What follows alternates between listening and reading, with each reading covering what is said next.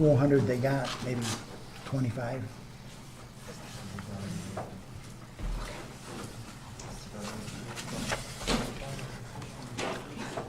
So Martha made a trip up and got my phone for me. That was your excuse to go back. Yeah, would you please? I got that. Remind me, I got 2 of them down there. I've done that, so.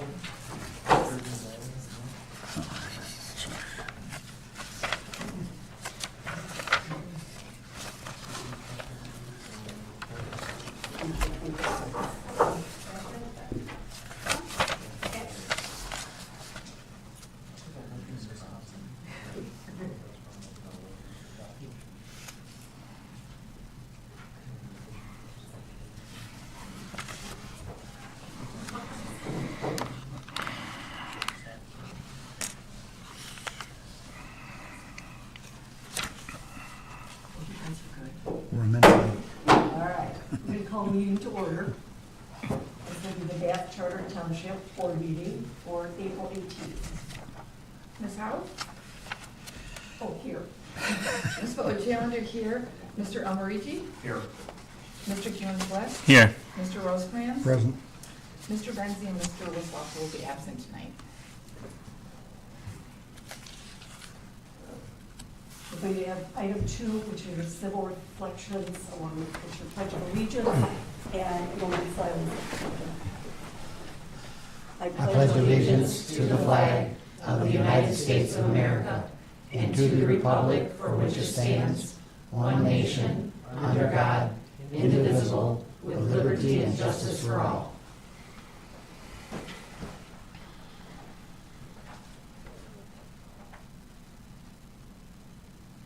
Thank you.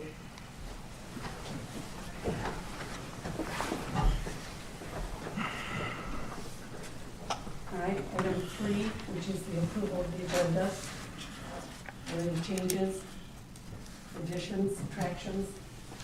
I'd like to have 2 additions, please. I'd like to add item B, discussion on police and fire board appointments. And then I would like to add an item for township committee reports, item 12, just a super brief update on safe routes to school. All right, make sure I'm understanding. So, item 11, which is your committee appointments, you want to have a discussion with police and fire. Yes. Okay. And then Item 12. 12, Committee, 1A for committee, yes, so the one safe routes to school. please.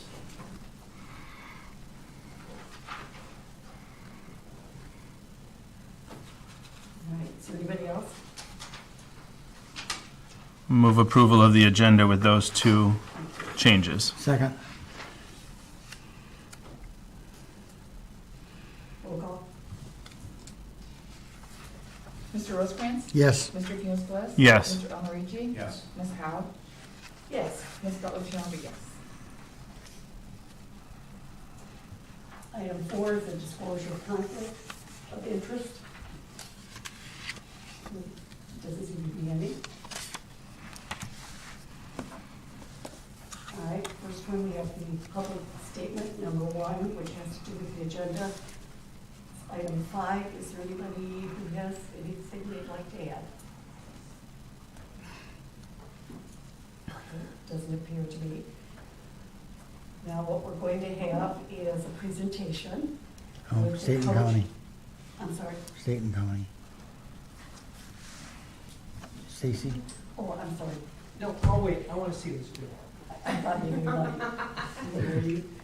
No, he and I had a discussion earlier, so. Okay. that's- All right, is that okay for you? That's okay, we'll do it. Go ahead, this will be Coach Volkowski and members of the sailing team for presentation. Thank you for having us this evening. We really appreciate the opportunity to come out and share about what we're involved in and what the opportunities there are for the students. I'm Adam Volkowski. I'm the coach of the Bath High School sailing team. My name and or face may be familiar from some of my past involvement roles with the township and township engineer, former chair for the Sewer Board of Appeals and current chair of the Construction Board of Appeals. So tonight, what we'd like to do is take an opportunity to, we're trying to get messaging out to the community so we have an understanding of what the sailing team really is involved in, what it's like to be on the sailing team, some of the things that are there for the students, and possibilities for the community to have some level of support, whether it's just getting information out or financial and opportunities that might be out there. So I'll have the group introduce themselves. Hi, I'm Brendan Volkowski. I'm a senior at Bath here. I'm serving as the team captain of the Bath High School sailing team. I'm also a skipper in the boats. Hi, I'm Carol Volkowski. I'm a sophomore, and I also serve as a skipper on the boat. I'm Aiden Pearson. I'm a senior at Bath High School. I serve as a skipper and a crewman.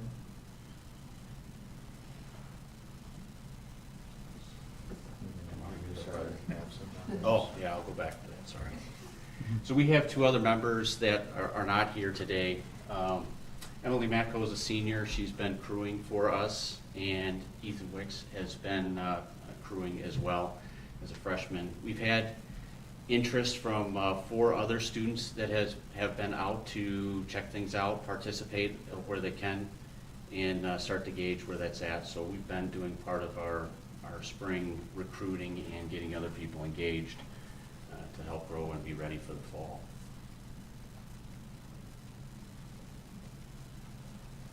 So I'll give a little breakdown of the conference setup. So Bath High School is a member of the Midwest Interscholastic Sailing Association. So that is a subconference of the larger Interscholastic Sailing Association, which is the national level conference for high school sailing. ISA, or as we call it, is recognized by U.S. Sailing, which is the official sailing organization in the United States. They recognize ISA as the official high school sailing conference, and there are all these levels are kind of linked together from the local or from the regional to the national group, and then it goes on from there through U.S. Sailing, where some sailors are able to actually move on and compete in the Olympics representing the United States. So there's opportunities for students to move on from here to the regional level, the national, and then Olympic or other international competitions as well for the class of boats we sail in. Midwest regional conference, there are 126 teams in it, and we are one of 39 teams that are in Michigan. And we are actually the only high school team in mid-Michigan that is filled or is crewed by members from a single school. There's one other team in the area, the Lake Lansing High School sailing team. We'll talk more about that here coming up. But they're made up of their team is made up of students from multiple schools.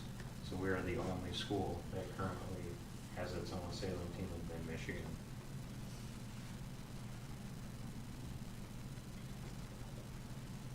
So for practicing, we sail out of Lansing Sailing Club on Lake Lansing, which is on the northeast side of the lake.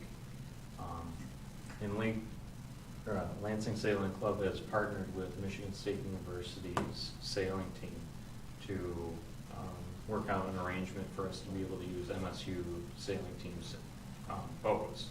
So we actually use MSU Sailing's boats. And they worked out a partnership to form the Lake Lansing High School sailing team and their Lake Lansing youth sailing program, kind of to grow youth sailing in the area. So we've been able to join with them and use MSU Sailing's boats and be able to use the facilities at Lansing Sailing Club so that we sail and practice and be able to do this. There's also a benefit of us working together with that group is that they have 2 coaches that work with me. So typically there are at least 2 of us there at practices, and it gives us a larger group to practice with, and we can run some small races and be able to better simulate the conditions that the sailors will be getting into when we're on our normal regattas. Obviously, there are a lot more boats on the water at a regatta. We can see anywhere from 12 to 24 boats in a race, and with 2 people per boat, we're putting 2 boats to 3 boats on the water, so that's a little trickier to simulate. So working with this particular group has benefits. It also gets us involved with some others that have quite a bit more experience, and they've been able to give us some guidance as we've been putting things together for the team itself and moving things forward.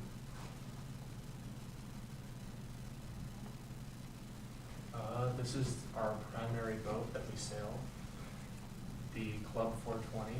This is a 2-person boat with 2 positions, the skipper and the crewman. This is a 14-foot boat which has 2 masts, 2 sails, the main sail, or the main sheet as we call it, and the jib, the front smaller sheet. We also use FJs in our practices, which are similar boats, also 14 feet. In the future, we're looking to use lasers and hopefully potentially keel boats in a couple of years to practice with and maybe even enter a couple of regattas. The Club 420 boat, which is our primary boat, is very similar to a class of boat that is used in Olympic competitions. So also these are called non-ballasted boats, so there isn't any additional weight in the boat. The only thing that keeps it upright are the sailors and their weight distribution. So it's a challenging activity to get used to because there is a lot of balance that's involved with it. You have to make adjustments continuously for the wind conditions that you're operating the boat in. So different points, we'll have photographs that show up on here, and you'll see that the boats are either tipped or heeled, and you may see the sailors sitting inside of the boat or sitting outside of the boat, trying to make sure that they're keeping it upright.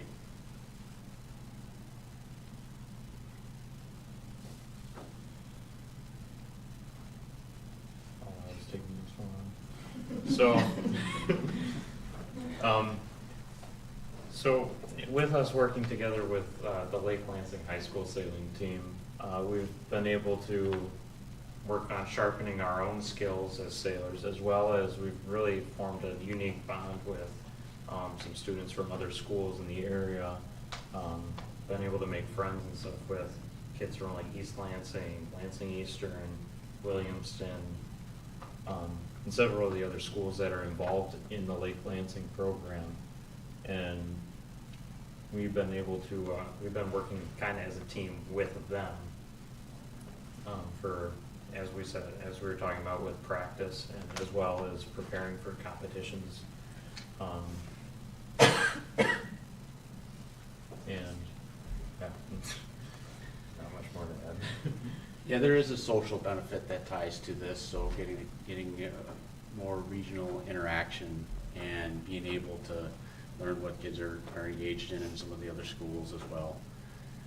We have been traveling with them to a number of the regattas and been able to have some benefits of doing things that they bring stuff for us to help us out, and we bring stuff for them to help them out, including hauling boats. So.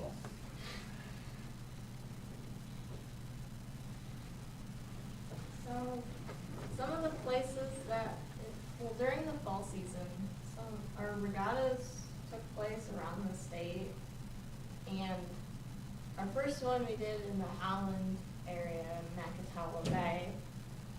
That was our first ever regatta. It's probably about 14 or 15 boats on the water. Yep. The second regatta we did was in Traverse City. It was a bit windier than what we experienced at practice. also the day after they had, like, preliminaries for It was their state championships. Yeah, so there were some of the more experienced kids who were sailing in that regatta. The third one we did was at Pontiac, and there were about 24 boats on the water.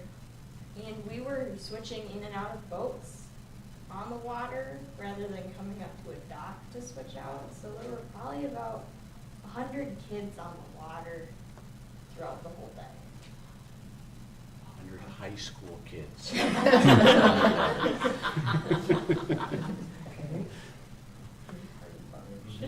They called the pontoon boat out there the party barge for a reason.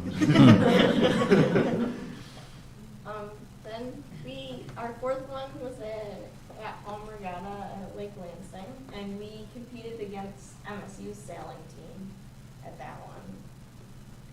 And then the last one during our fall season was at Spring Lake. That was on November 13th, and it was hailing for a good chunk of the day. And snowing and raining. A little bit of sleep. And the sun came out too. We didn't see the sun. So then our first regatta for our spring season was at Pontiac again. And we placed first and third in our division that we were sailing in. So the things to keep in mind, most of the regattas are set up where there isn't any division set up. So we race against everyone. So they could be the top-rated sailors in the nation, and that's who we're competing against. There isn't a separation from that. We do have a couple regattas where we do get broken into divisions based on experience level and get a chance to benchmark ourselves against those that are similar amount of time on the water, and that helps. But being able to race against the high-level competition also lets us be able to see where we need to stretch to and when we want to start moving forward. These regattas are tiered, so most of the events that we're participating in are called a Tier 3 event. This is really kind of getting warmed up. The events are still scored and can be ranked, so we have been able to score enough to get into Mrs. and ISSA's rankings, but they haven't issued our postings, so we haven't been able to see where we landed. We just wanted to be on the list at this point. But their Tier 2 events are events where we will have an opportunity to compete and roll into region, and Tier 1 are national events. And you have to be able to qualify to get into those events. So things for us looking down the road. Do you want to mention a couple of these other venues? Some of the regattas at places that we haven't been to and take place over in Chicago, Grosse Pointe, Cleveland, and Columbus would be the farthest that we can go to. And we're trying to make sure we're staying regionally. Most of these venues are within 3 hours.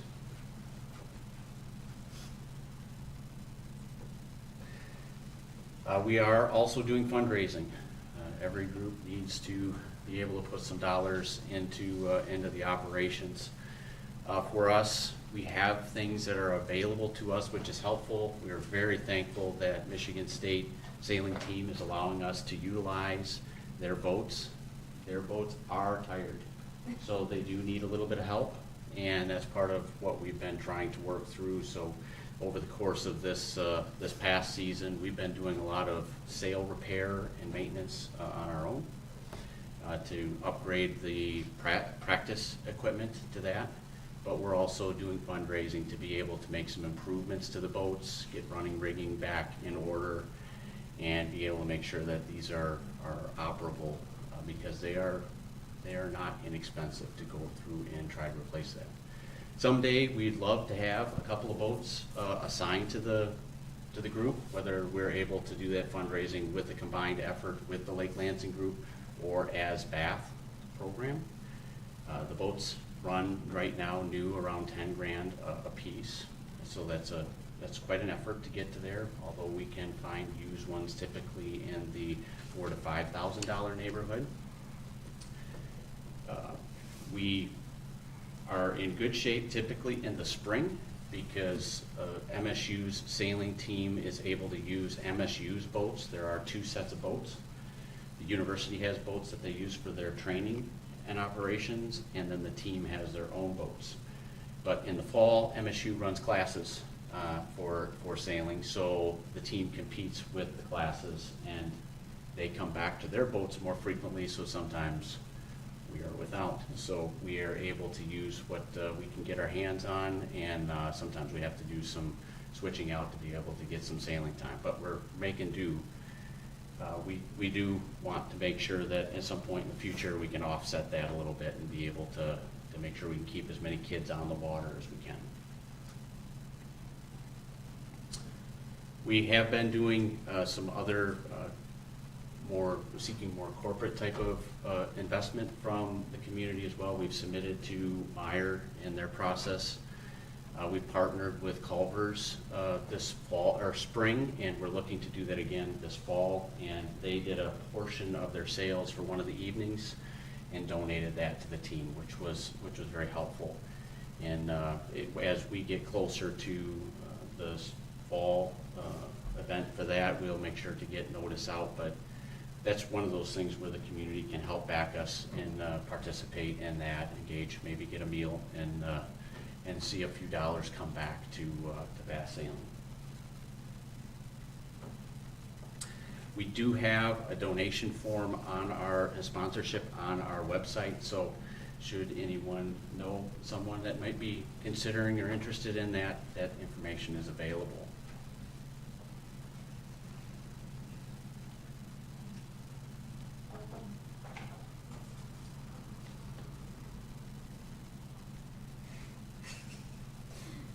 We had a couple of last-minute slide adjustments with another person that wasn't able to be here today. So, okay, I got it. So we are just getting started here. This is our spring season. The team operates in 2 seasons. It's split. We are in the fall and the spring. We start sailing as soon as we can push the ice off of the water. And so we were in boats in March, out there on the water trying to get a chance to get going. Regattas actually start the last 2 weeks of March in the region. So depending on which event you jump into, you could be right into the icebreakers, which most of them get the name icebreaker for those events.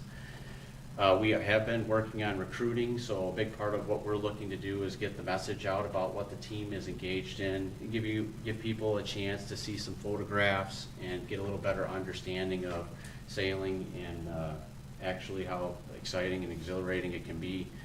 They're most of the time not plodding along. They're working hard to keep the boats upright, and these boats will really move, especially when they can get on planes. So. We have noted if anybody wants to come out and see us, although they have to travel a little ways. Our anticipated schedule, this does vary a little bit as we go, as we're able to get in. There are a limited number of boats at some of these events, so sometimes we have to compete to get into those spots or bring our own boats. We raced the first regatta in Pontiac this last Saturday, and our upcoming event is this upcoming Saturday in Holland. So, with that, a note, we call it the high school sailing team, but because of how the structure is, the conference allows us to actually bring in 7th and 8th graders into the program. So we are going to be looking to reach out to the middle school and let them know that that opportunity is there. They do that so that we can start training the students before they get into heavier levels of competition. There are some restrictions on what they can do for competition. Some of the levels of competition they're not allowed to participate, or they may not be allowed to skipper.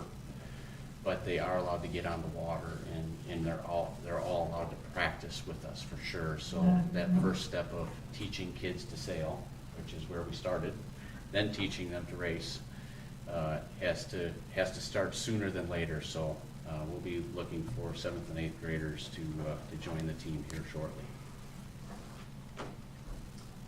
With that, is there anything else that I missed? Or? I believe that covers it all. Maybe I missed it. How fast do your boats go When they're cruising when they're along. cruising along? So, upwind, they're not a super fast boat. We're probably doing somewhere in the neighborhood of about 6 knots, which is almost 7 miles an hour. Now, it doesn't sound fast, but when you're on the water, you're cruising. Downwind, you're not limited. So it depends on what the wind conditions are that you're on the water. These boats have what are called a planing hull, so they will actually come out and skim across the top of the water. So you can get up to 18 knots maybe with those in the downwind condition, but you have to be very serious about what you're doing with it. There's a lot of things that can come apart in that scenario. We have not pushed the boats that we're in because one, we don't own them. They're going to break. Two, they're a little more tired. But we have had the boats out and we have had them planning, and I'd say we probably have had them up into the 11, 12 knots neighborhood.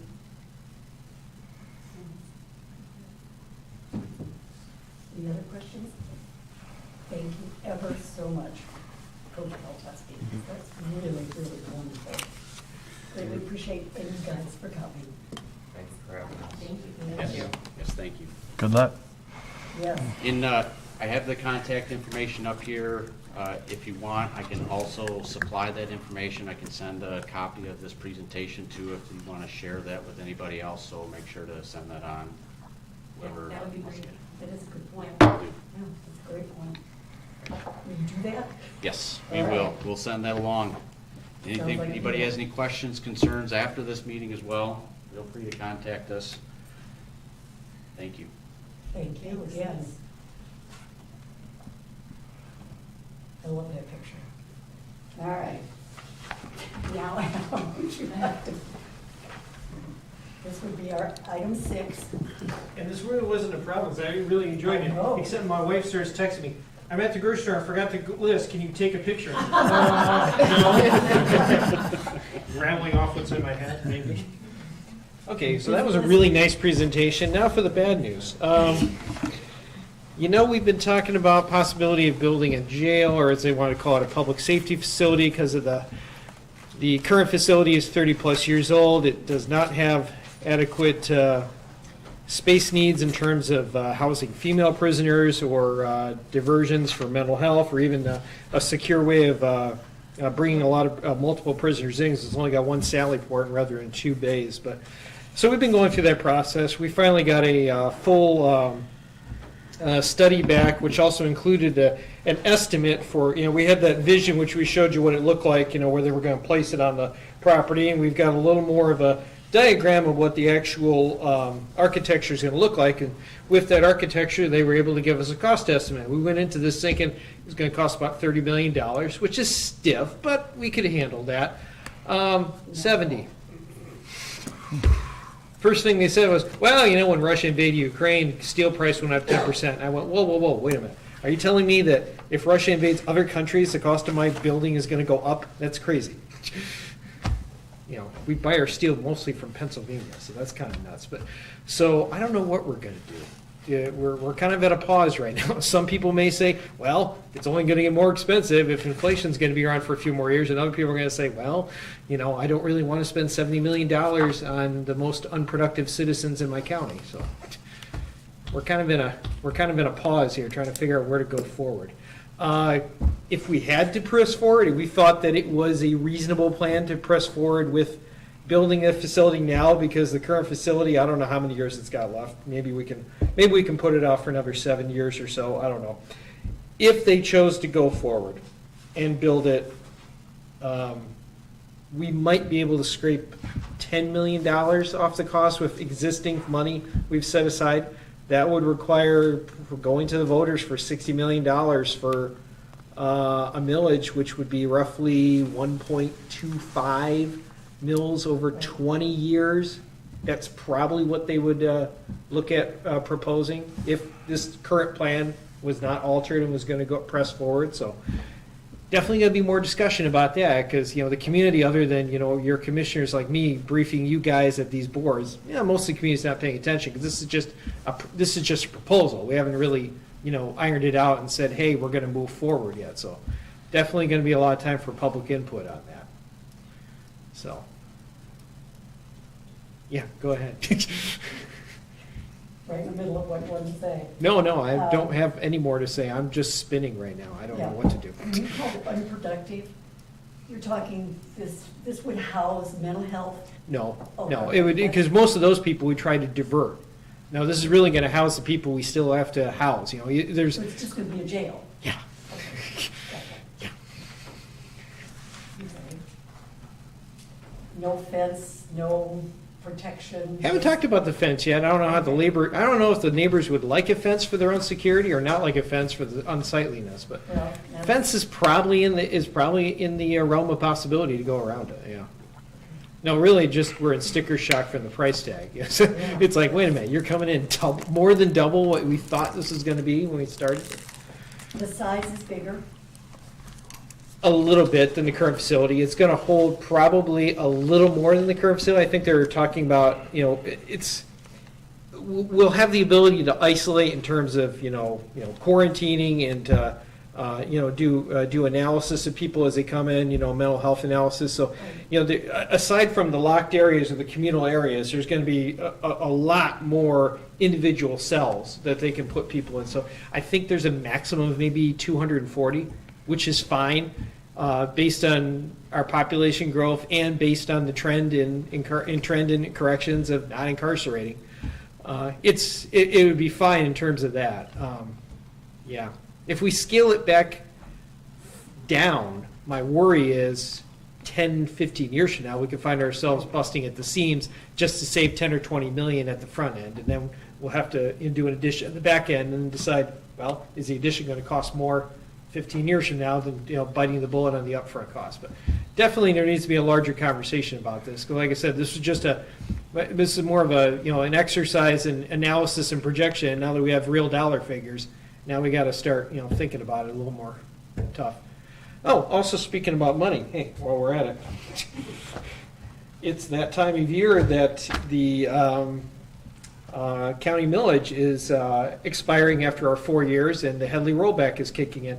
Because of inflation, we are going to hit a pretty significant rollback. I mean, it's going from 5.74 now down to 5.71. That's a pretty big jump. That's over 2/100ths, which is roughly almost $300,000 in lost revenue. So I looked at it and I said, listen, the decision now is, do you do an override millage, which always usually goes on the August ballot? It's an August millage. We did it, I got figures here. We did it in August of 4, 8, 12. We waited 6 years and went to 18. I can't remember why we skipped 16, but we did. We did in 18, it's up again. The real decision is, do you do it this year or do you wait 2 years and do it 24? The only reason I say that is because there's a lot of angst right now. There's a lot of anxiety. We got inflation. We got a lot of economic uncertainty. Is it going to get better in 2 years or is it going to get worse? And if inflation keeps going the way it goes, then I don't think it's going to go away for probably at least a year. This might be this isn't really a short term, this is more of a long term issue. We could project that millage going even down in 2 years down to like 5.64, 5.65. That's starting to really scrape there. Now you're talking a loss of probably 400,000 or more in revenue. So the board is always comfortable leaving it in the 5.7 range. So we're not in any hurry.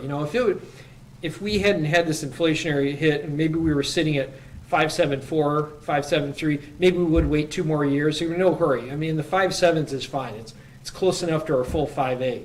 You start dipping down to 5.6, down to 5.5, you're starting to hurt. And it's not just us, because it also affects the general law townships because they've got their rollback. They get their 1 mil. The ISD, they get their 0.2. All of that is subject to those have they rollbacks if we don't push them all back up to the maximum. So it's been a pretty regular vote since '94. It's passed overwhelmingly, except for 2008. It was a very tight vote, only passed by 300 votes. It was also a very low turnout election. I'm trying to remember, but I can't remember what the heck was going on in August of '08, that there would have been that overriding the vote would have been a contentious issue in the county. I can't for the life of me scratch my head. That was 2 years before the Tea Party movement. That was roughly 2 months before the financial crisis. Yeah, I think there was some housing slump going into it. Maybe that was the cause of it. But the bottom really didn't drop out of everything until the fall of '08. So that was a couple months soon. But maybe there was enough angst in the housing market tightening that people were thinking about that. So my guess is it'll probably pass. Whether you do it now or you do it 2 years from now is the question. My feeling is the board will probably push for it and it'll probably be on the ballot in August of this year. I don't know. Obviously, this is your time to renew your police and fire millage, so just getting you aware that this will be on the ballot at the same time as that. Because you do yours every 2 years, don't you? Yeah. Now, tomorrow is a township officers meeting, right? Is that tomorrow? Does anybody know? Is anybody going? That's right. Okay. Is it in DeWitt Township? DeWitt Township. Okay.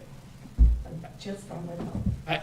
I can't feel for certain, but I had a feeling that the county was going to have a presence there, and I can't remember if we were going to bring Adam Smitty from Guidehouse there, but we've had more discussions about broadband, and there might be another update at that meeting rather than having that separate meeting that we did earlier. So there might be a Guidehouse update there, or at least some of the commissioners can give an update. We still feel pretty confident that we're way farther ahead of the curve in terms of being ready to accept funds. And now that the governor has actually put personnel in the Michigan Broadband Office, so now we actually have a staffed agency that can start collecting those federal grants and then start distributing them outward. But obviously we don't have as much political punch as the bigger communities of Metro Detroit or West Michigan, but we're actually farther ahead in terms of being ready, willing, and able to receive. So it's a matter of, is the state going to be more concerned about getting money out fast and making an impact, or holding back and waiting for some of the more politically powerful entities to get their act together and get an application in? That's my view of how the situation goes. But that's enough for now. I have enough bad news. So any other questions?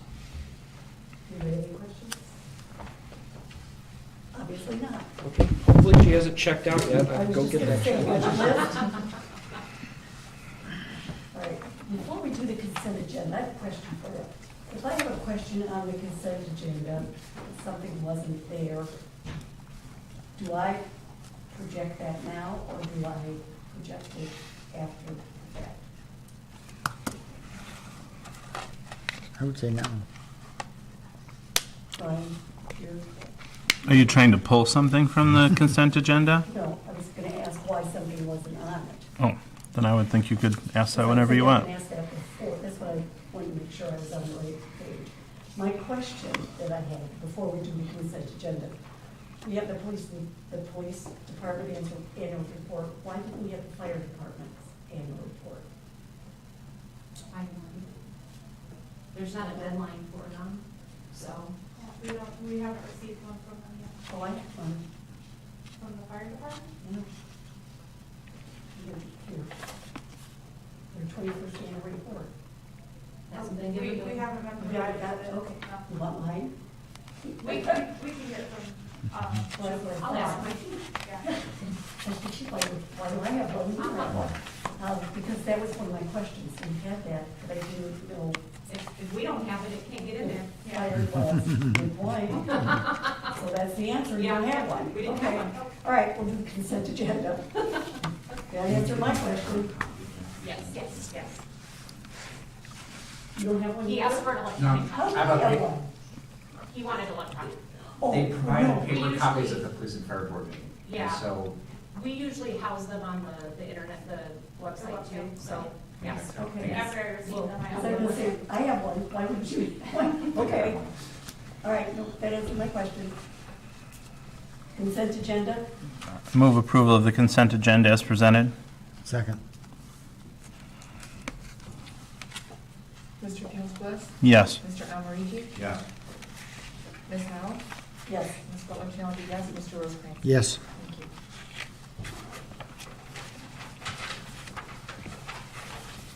All right, we have item 8, which is the approval of the board of trustee meeting.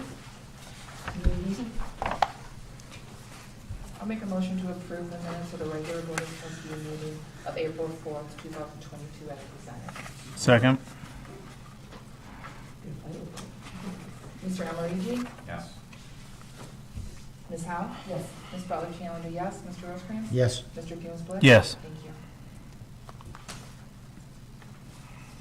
And apparently, because trustee treasurer Rick Foster is not here tonight, I don't think we have approval of vouchers. Yes. Approve the You're still vouchers that are in the approving. packet. Oh, that was the only other thing we get. Yeah.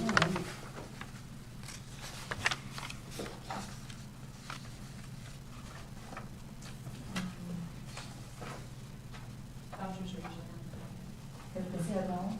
I had, I was gonna say, did I miss something? No, oh, they were in there. Nope, that's, all right, so we'll pass that, it'll be for next meeting. What you did is May 2nd, correct? Okay. And it's the same with the treasury report. We'll put May 2nd, which is our item 10. Okay. We have committee appointments, which are mine. Okay. Is that what you have on the agenda? Yep.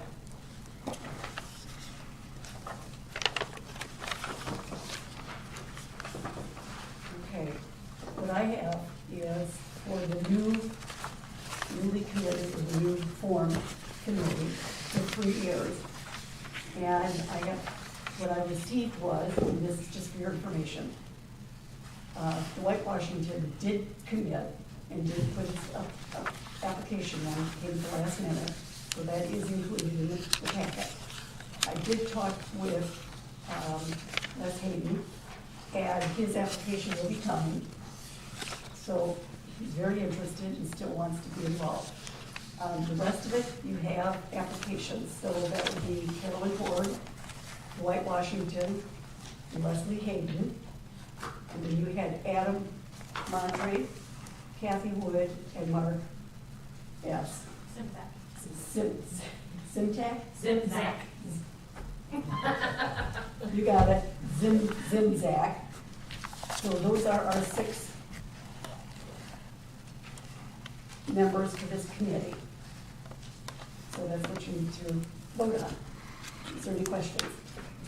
So you want us to move ahead with less without the application? You can't do that, can you? Yeah, Dwight's is in here. I thought you put yours, because he came at the last minute. And Mr. Hayden's application will be there. He said he's very interested in attending. It was kind of my fault in a sense. I asked him if both he and Dwight, I talked with them and said, do you still want to be involved in this new committee? And they said yes. My assumption, the ASSU made, is that an appointment would be made with an application.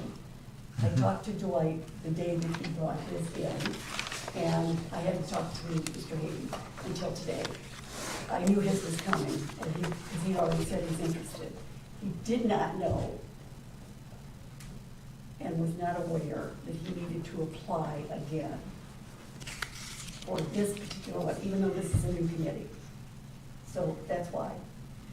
Move So to it will be accept coming. the following applications for the Recreation Committee.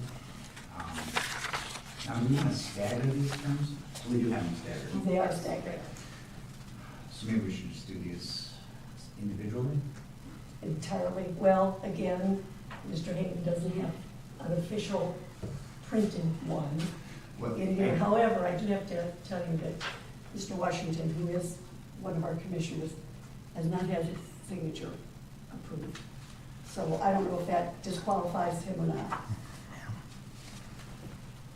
So I move to make the following appointments to the Recreation Committee. Ms. Carolyn Ford for a term ending December 31st, 2024. Mr. Dwight Washington for a term ending December 31st, 2023. Mr. Adam Montry for a term ending December 31st, 2022. Ms. Kathy Wood for a term ending December 31st, 2023. And Mr. Mark Simzak for a term ending December 31st, 2024.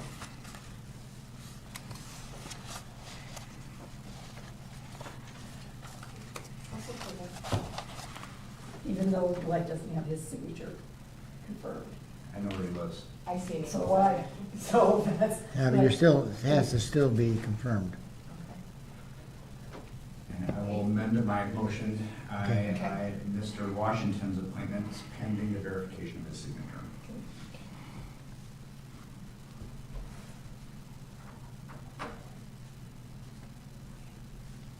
Yeah, go ahead. Yes. Oh, I'm sorry. I didn't see, I thought you were asking me about, Is there a reason why we started with 2022 instead of going out to 2025? You know, that's a really good question. That question will be with the police and fire, the same thing. This board, you know, there are two missing, which I do think they need to be here to make this decision.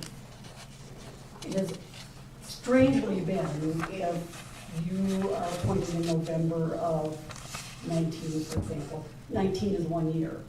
So I'm looking at being able to say the first 6 months is the regular year, the last 6 months would be the new year.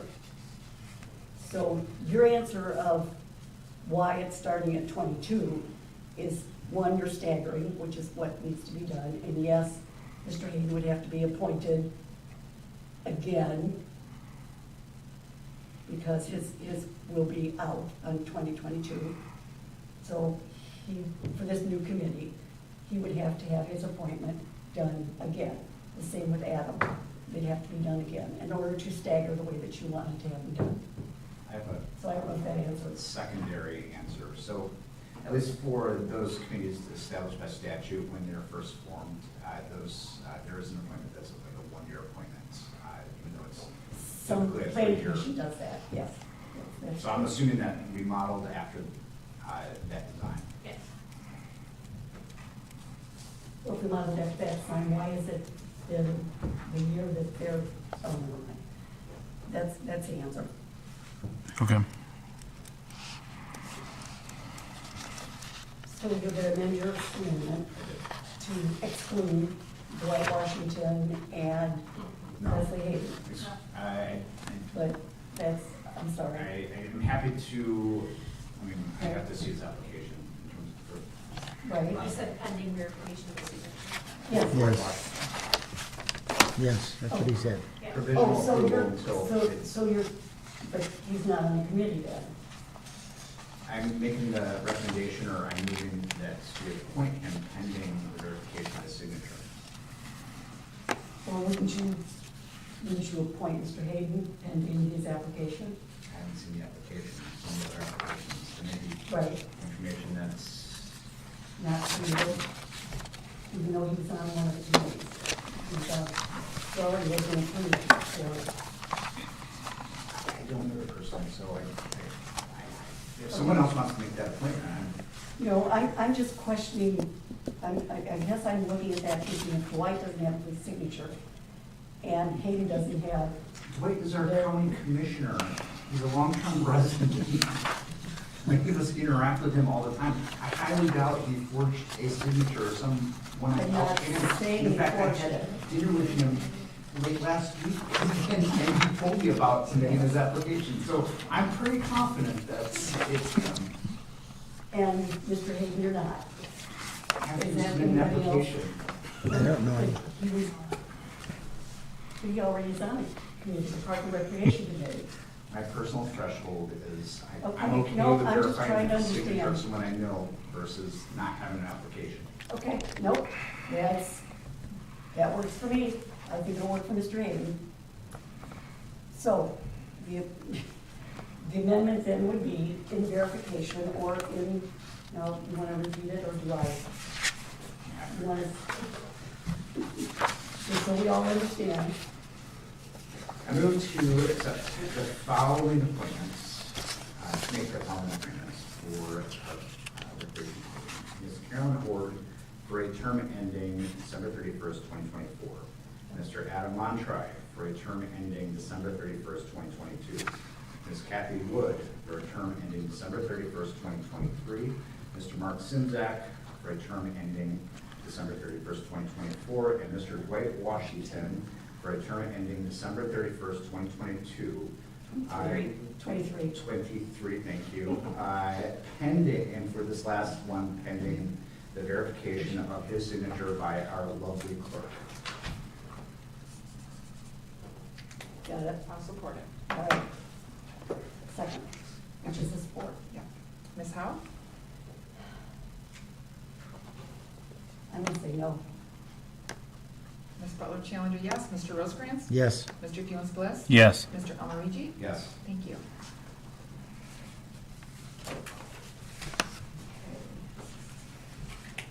Oh, police and fire now, which is B, you're under committee appointment 11. So under the reading before this board, similar to that, I believe Supervisor Howe had started, and then just get our feedback. Our police and fire board, through a variety of reasons, all have the same term and date, which is December 31st, 2023. Some of these are minor procedural errors. I think some of this stems from the long-lasting illness our former clerk had gone through. A lack of consensus about the wording for the appointments. Confusion with when things start. I think we've fixed all those procedural issues, but for the sake of having staggered appointments, we wanted to bring forward to the board, and I wanted to ask you what your preferences are for how we go about correcting that lack of staggeration, or the word.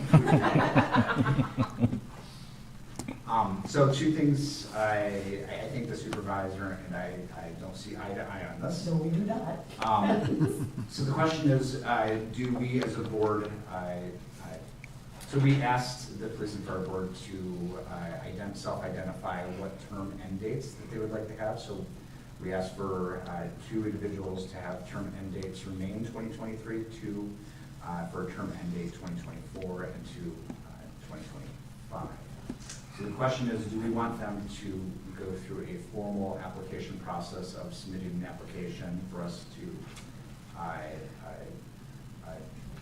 make a decision on, or do we want their recommendations for us to deliberate on and adjust appointment durations?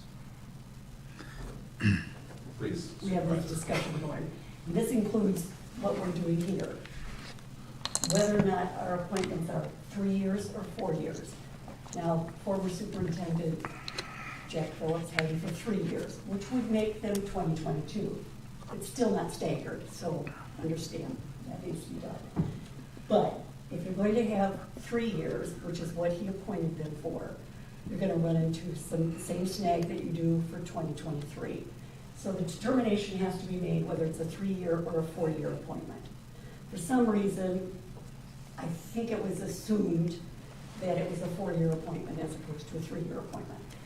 When I did the research on this, because it was something, and thank goodness Trustee Bliss brought this up, that they were not staggered.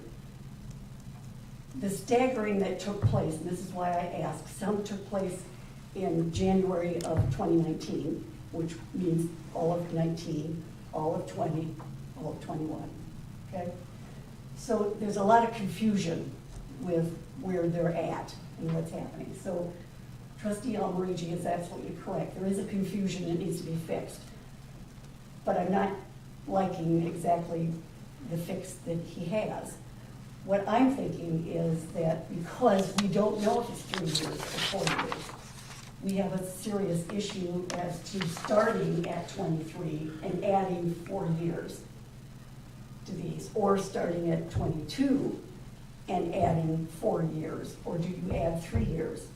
And do you do it, for example, this is what, my April, So is that the first 6 months, do we start there, and the last 6 months, do we add for next year? I mean, there's something that we need to look at as to how we're doing our committees. Go ahead. The 3 years I was on that committee, we always did 3 years. That's what's in the minutes. Yes. That's what, And everybody is supposed to end on December 31st. that's the question.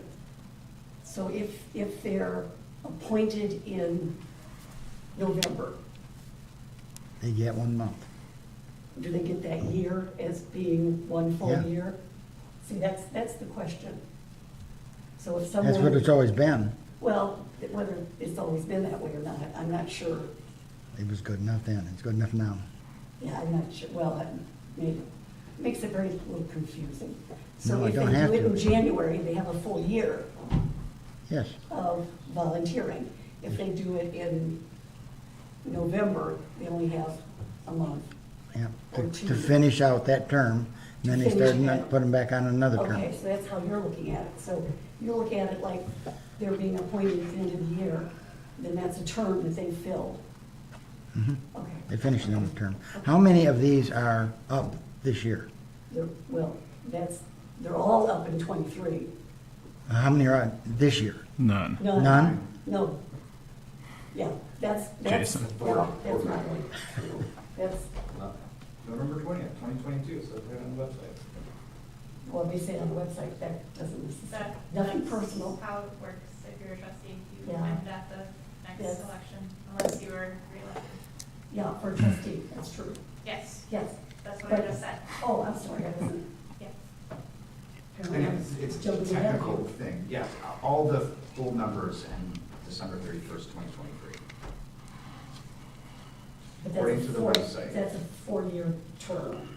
And that's the problem, that they're all done. But when I did the research, they all come up to be 22.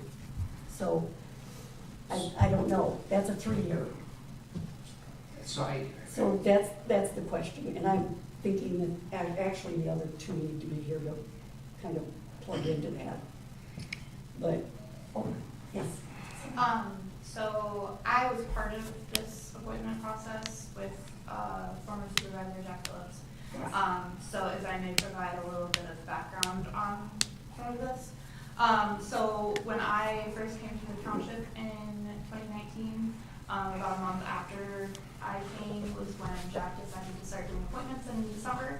I helped him put those together. Obviously, I'd only been here a month, so I didn't have a whole lot of knowledge yet. Jack was under the impression that they were supposed to be 3-year terms for police and fire, so that was how we put them into the packet. And then that was what they were appointed as. Later on, we realized that they were supposed to be 4 years.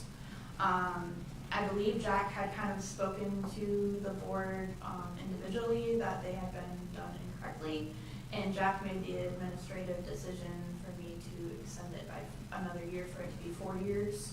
We then changed the website to make sure that it was 4 years, because I believe it did say 3 years at that time. So from then on, it has been treated as a 4-year term.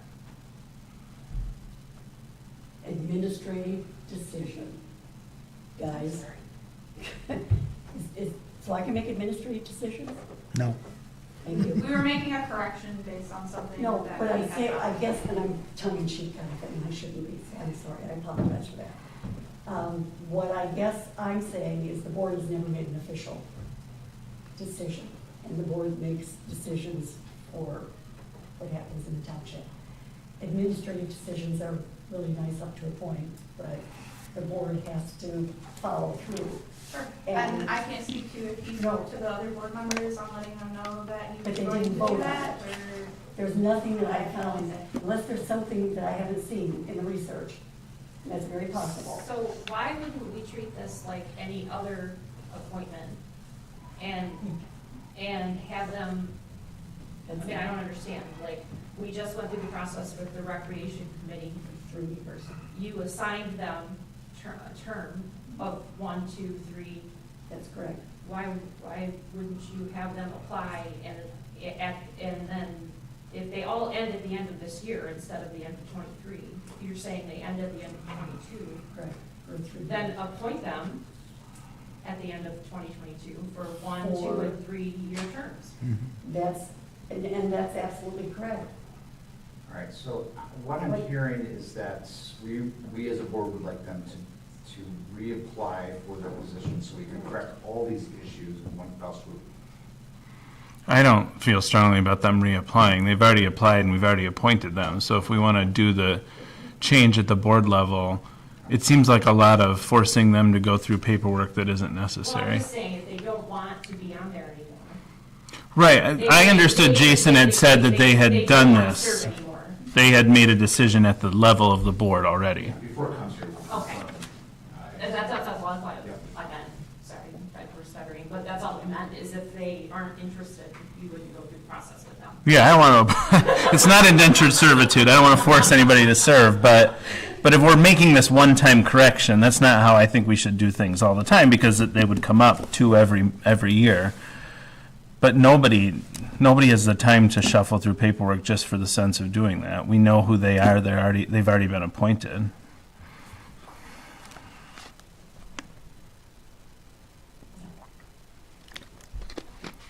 I would have to challenge that, only from this standpoint.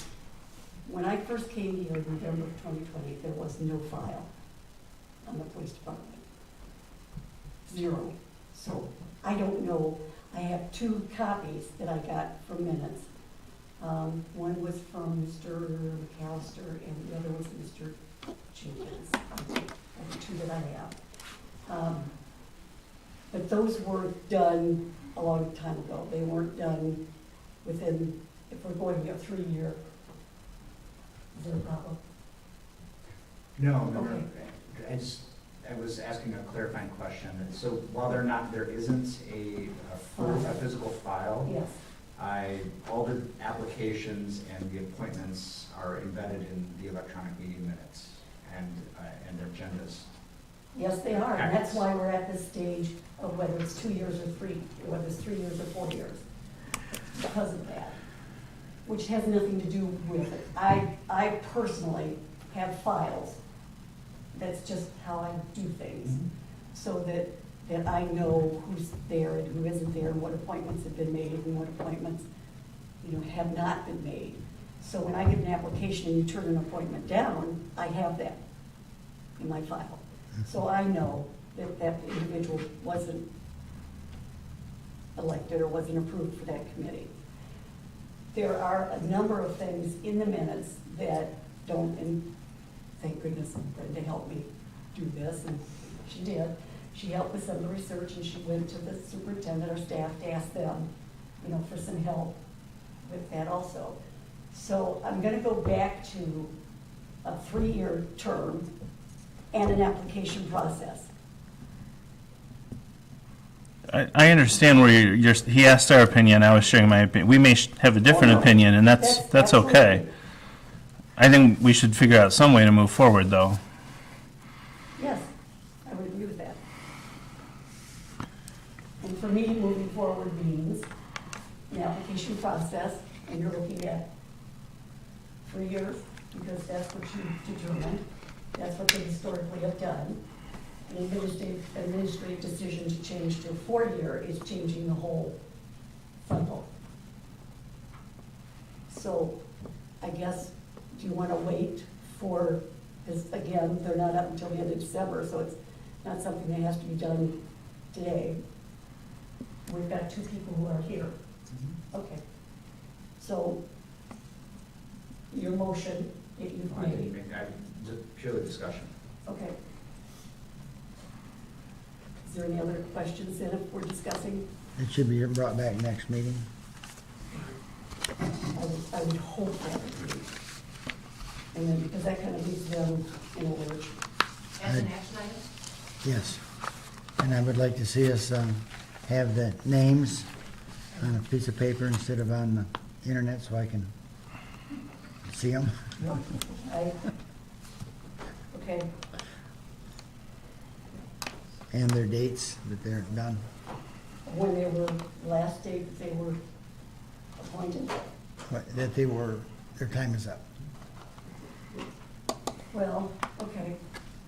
Because that goes with their appointments. Yeah, it should be. Yep, okay. Jack used to have a whole summaries put out on every committee, and we don't have that anymore? Spreadsheet? Yeah, Yeah, I have that. you have I'm that? maintaining it. Well, that should be, Well, that's the give one us that our says dates. 2023, Yeah, they're all done. they all said that, huh? And it's a 4-year, but from the research of being able to find them, that's a 4-year commitment, where Jack has a 3-year commitment. So there's a confusion. So this board could confirm Right. it's the administrative decision and make it till the end of 2023, They could, or Make their go own. through another process. yeah. So do you want me to just put it as a, not a resolution, but it'll be an action item? Action but- item. Okay.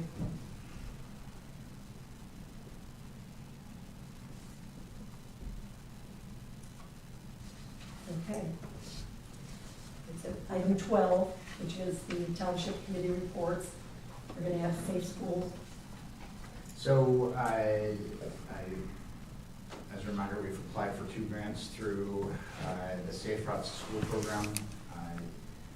We've gotten through, we're almost done with the second review process for the major grant, which has the infrastructure and programming pieces. The review is coming back with minor feedback, and we were told by a representative from the Michigan Fitness Foundation that's this committee was so well organized, they want to do a case study highlighting how well it's accomplished its goals. So this is all very good news, and this is a point of pride for Chris Hagerman and Paul Hartstick, who is our superintendent of our schools, and their leadership and organization and co-chairing that committee. We also applied for mini grants, and we meet with the project officer on that. That would, if we're approved for that funding, that will start educational programs provided by the schools and the public library, and in partnership with Rebecca, our recreation coordinator, starting this fall. So the goal here would be to have 3 years of funding for programming that would precede and coincide with the infrastructure, and that would give us time to get organized to have more of a sustained effort in our community, providing supports and services for K to 8th grade students. So that's the update. Thank you. Is that the mini grant? Is the, Yes, the mini grants covers up to, I think it's $20,000 of programming. So that would cover a part-time coordinator, most likely hired by the schools,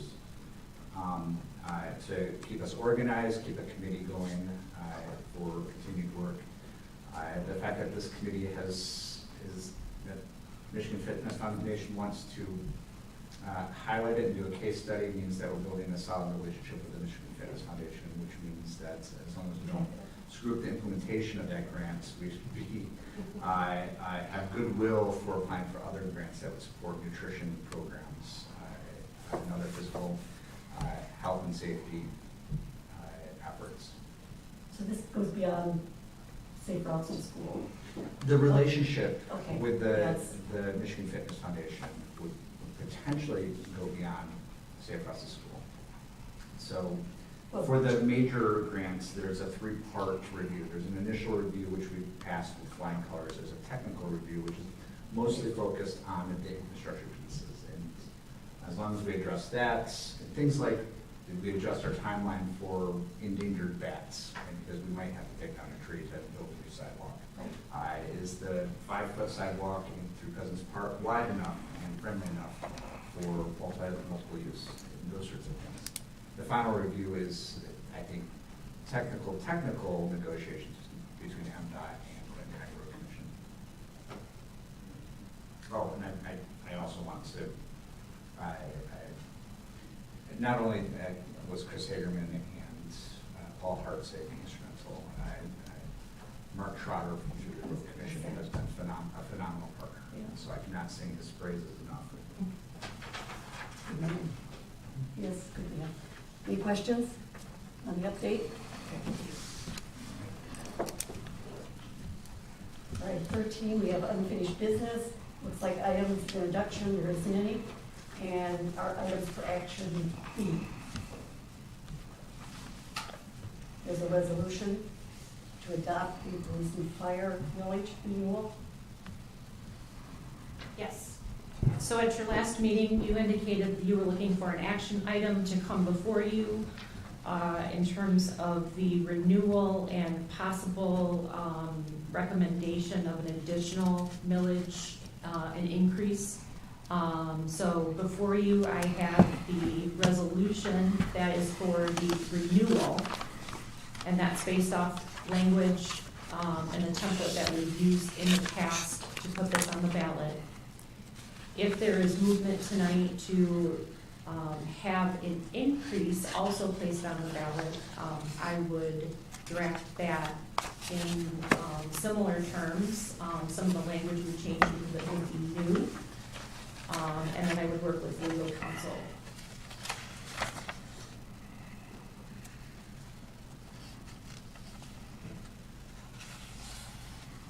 Any questions? You go. Yeah, You got questions? yeah. Okay. But go ahead, I'll let you go first. No, you go first. I also. How quick does this have to be done? May 10th. But I still need to run this through legal counsel. I would like the full board be here when we do this. Okay? That was one of mine.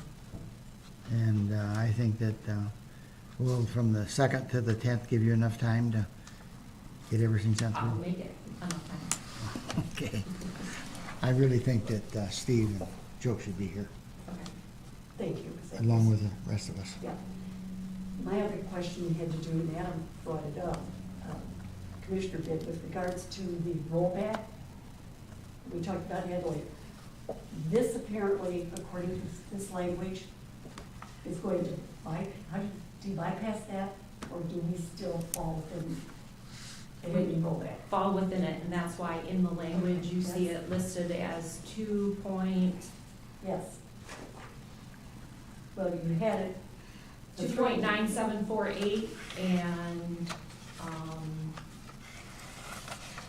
is the first year, 2.9748 per $1,000 of taxable value, so. Because it says 3 mills, that's why I guess. But in parentheses, it says rollbacks, subject to Headley rollbacks to 2.9748 mils. The rollbacks included in there. So we're resetting this to 3. Okay, I'm looking at your, yep. Oh, is that, okay, because I'm looking at your information. That's why I was wondering.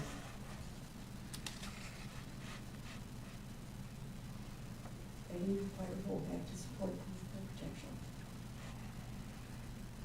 You say, whereas the township wishes to review the levy of 3 mills, which has been reduced by the millage rollback. What does that mean? That means that you then will take the other rollback. No, we already did. No, I understand you already did, but it says, this is a resolution, it's something, is it new? It says has been reduced. All right, review the levy of 3 mills, which has been reduced. So that means that if there's a rollback, we'll So, accept that. No. Plus, we don't have a choice whether we accept it or not. We're sort of forced to. Well, that's what. We're renewing it at 3, so for the next year, it would be 3, and then a year from now, Headley would roll us back to some version Why of would this, this year be 3? because we're resetting it. we're resetting. So but it's a renewal. Yes, correct, but it's, Okay. it gets reset when it's renewed. That's why we do it every 2 years, Correct. because it But I guess I resets it. didn't realize that when you renew it, You you're reset it. resetting it.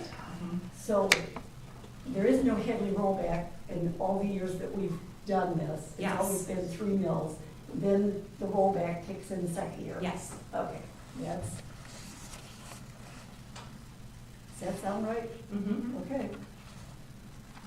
Just wanted to make sure, and so what you're asking, I think, Al's right, because I was thinking the same thing. We need to Okay.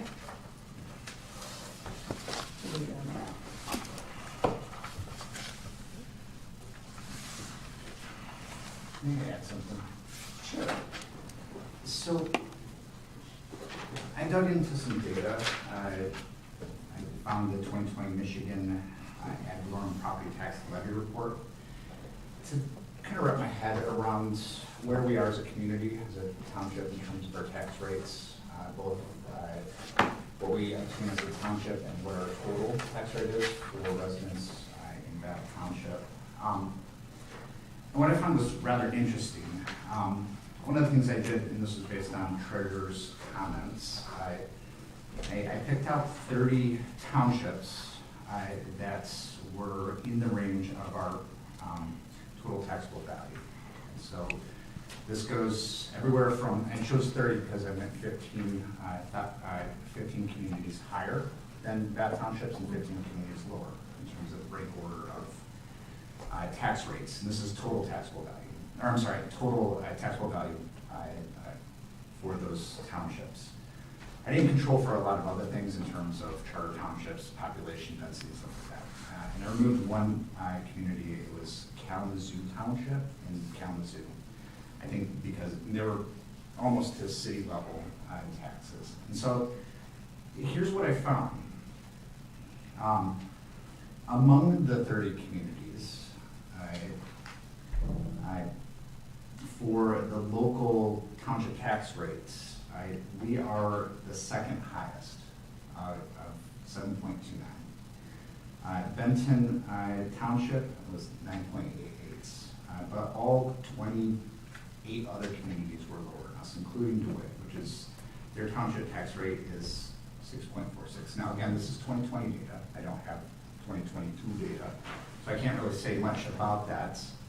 And so I think we have the highest tax rate in Clinton County, and outside of I think 3 different townships, we have the highest tax rate in the Tri-County region.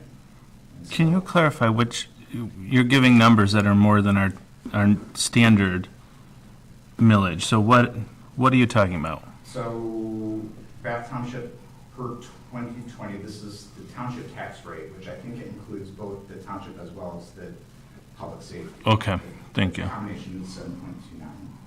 So now what's interesting is when you look at the total tax rate, total millages for those 30 communities, we actually have the highest at 37.49 mills. DeWitt has 35.76, they're number 2. And every other community has lower taxes. So one of the things that's, I'm 100% in favor of fully funding our public safety. But I do have a concern, especially in our current economic climate, about being a little bit more careful with asking for our taxpayers to pay more money, especially if the county is looking to build a new village or a new facility for the incarcerated, who, for the record, I don't think are the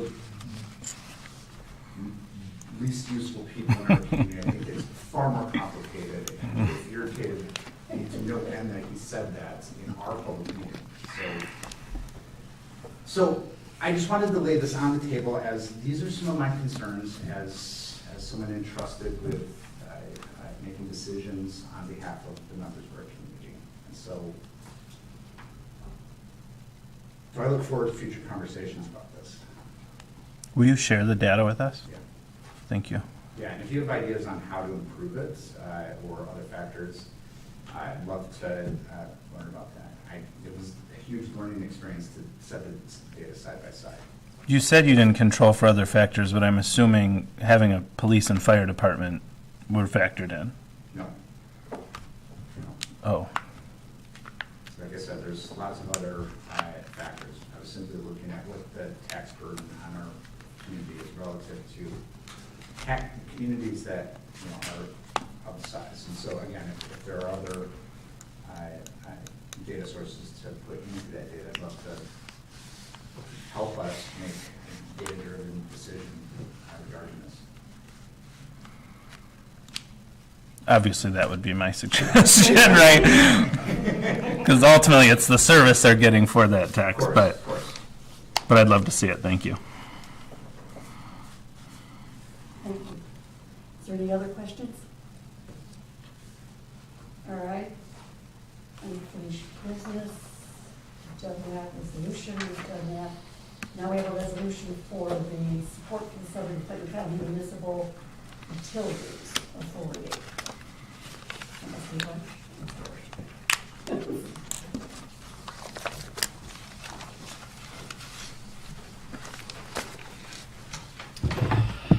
Thank you, trustees. I'm back tonight and hoping of support of the resolution. I hope you have it in your packets. We have now secured all other 3 communities. This will be the last one on the list. And it's all based off the project that was presented at the last meeting. So far, nothing has changed. Some of the environment for the SRF funding continues to change as the monies trickle down through the state process right now. But as it stands now, we're still looking to move forward with a $16.4 million improvement, and looking to have that public meeting at our next school board meeting on May 17th. I'm happy to answer any questions anybody might have on the project from the last meeting, or anything that speaks of the resolution.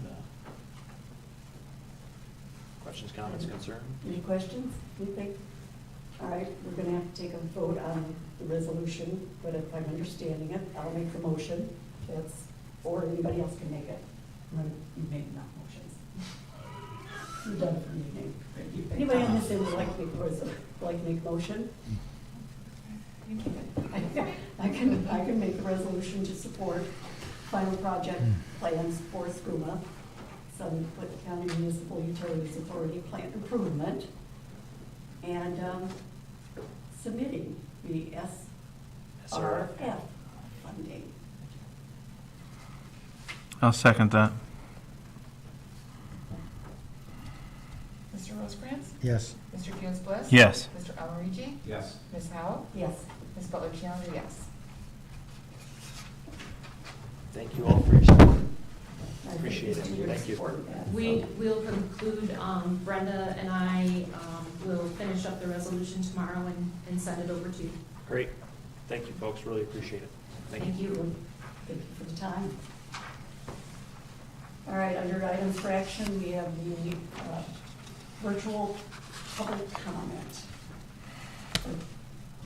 That's what it says. So I think you all have a new packet.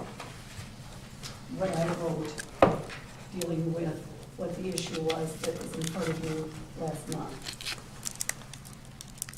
It was voted down to $10,000. I voted no on that. And the reason I voted no was because I wanted to have some form of accountability for what we were spending money for and why we were spending it.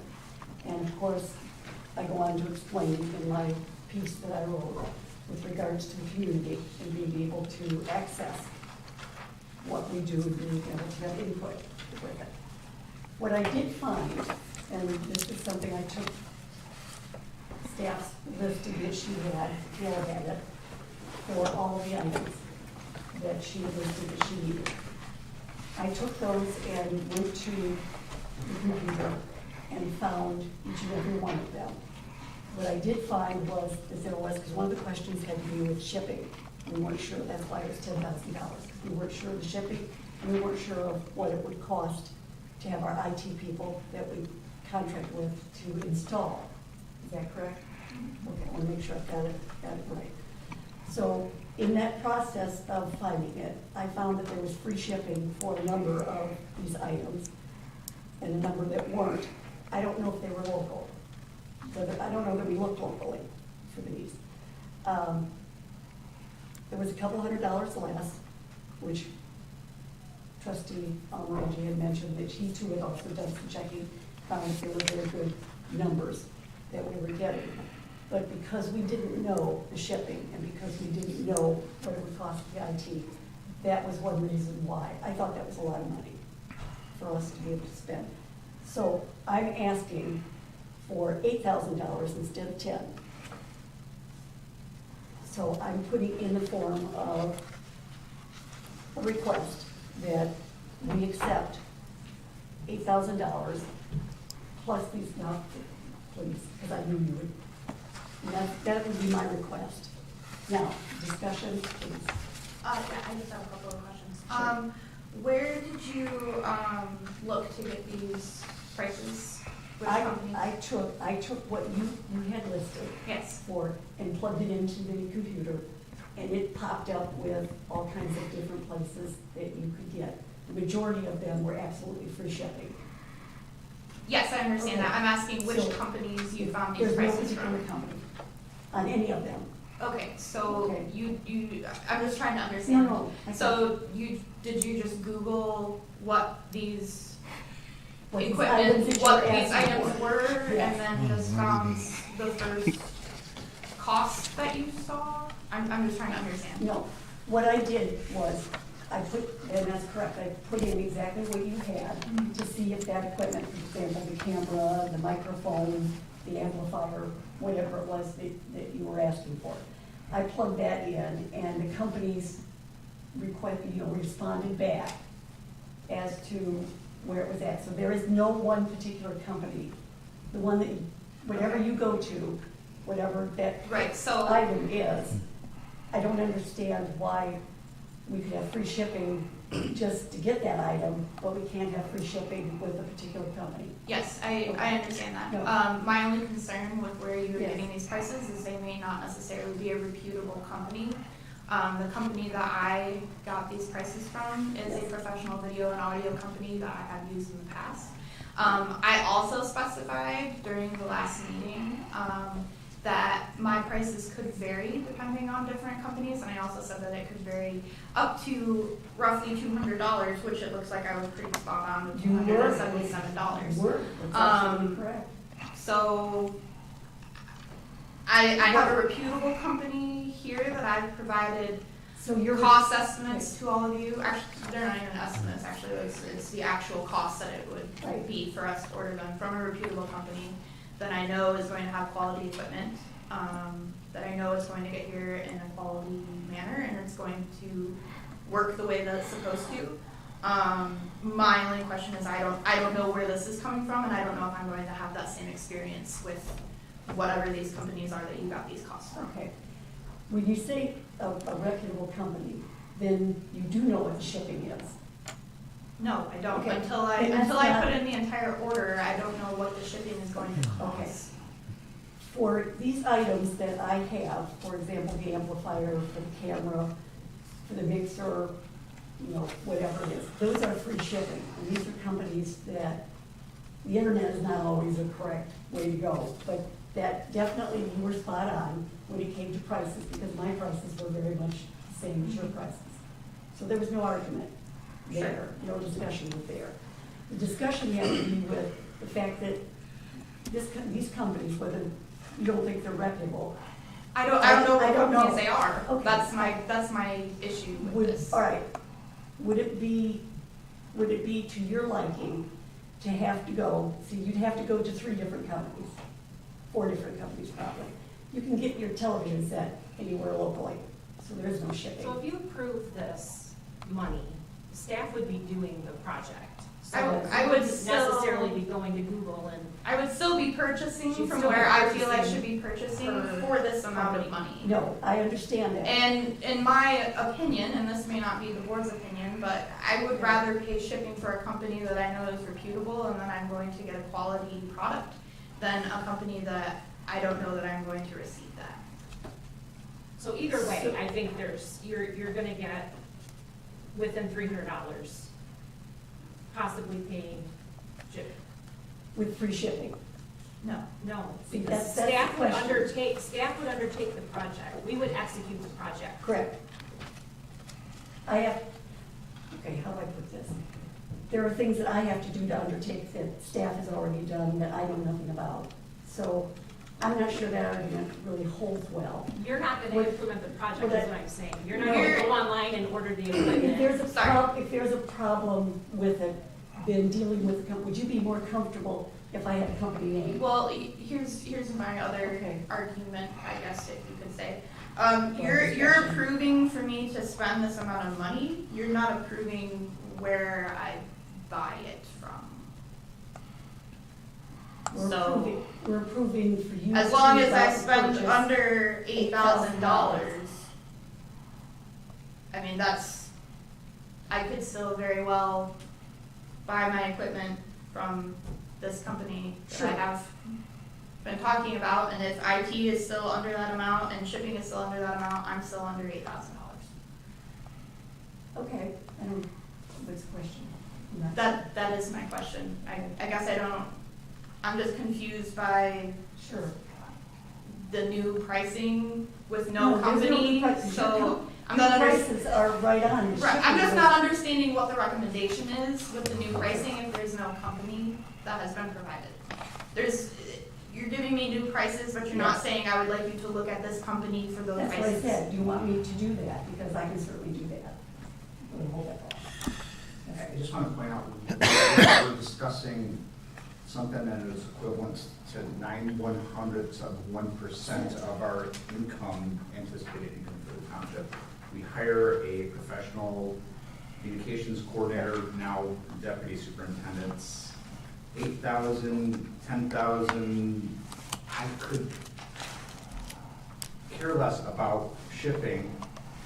I mean, I want to be responsible, but Yes. we can at least trust our staff to make the best decisions. Balancing credibility and reliability of the manufacturer of the equipment, the reseller, and how it gets here in a way that's going to minimize complexities in the future. 9/100ths of 1%. I understand what you're saying. And part of the issue was we turned it down. In other words, we voted against it. So it didn't pass. So there will be no connection with the community. With this. You and I voted for the 10,000 because. And I voted against it because I thought 10,000 was more than, Yes, and Yeah. I think this is, for me, it's less about the money, it's about, we need to do what's right in terms of opening up access to these meetings, so that we can be inclusive of all members of our community. that's correct. Then why would we worry about what other communities pay the taxes? It has to go hand in hand. Okay, Yeah. 9/100ths So of if you- 1% versus 37.49 mils. There's a big difference there. There is a big difference. There is a big difference, there's no question. However, I think as you look at the end, for example, law enforcement, we've talked about police and fire, there is no revenue that comes in. So there's nothing that we do that counteracts what's happening. And it could be 9/10 of whatever, but it doesn't make any difference, frankly, because it's somebody else's money. It's somebody else's, 1% is somebody else's money.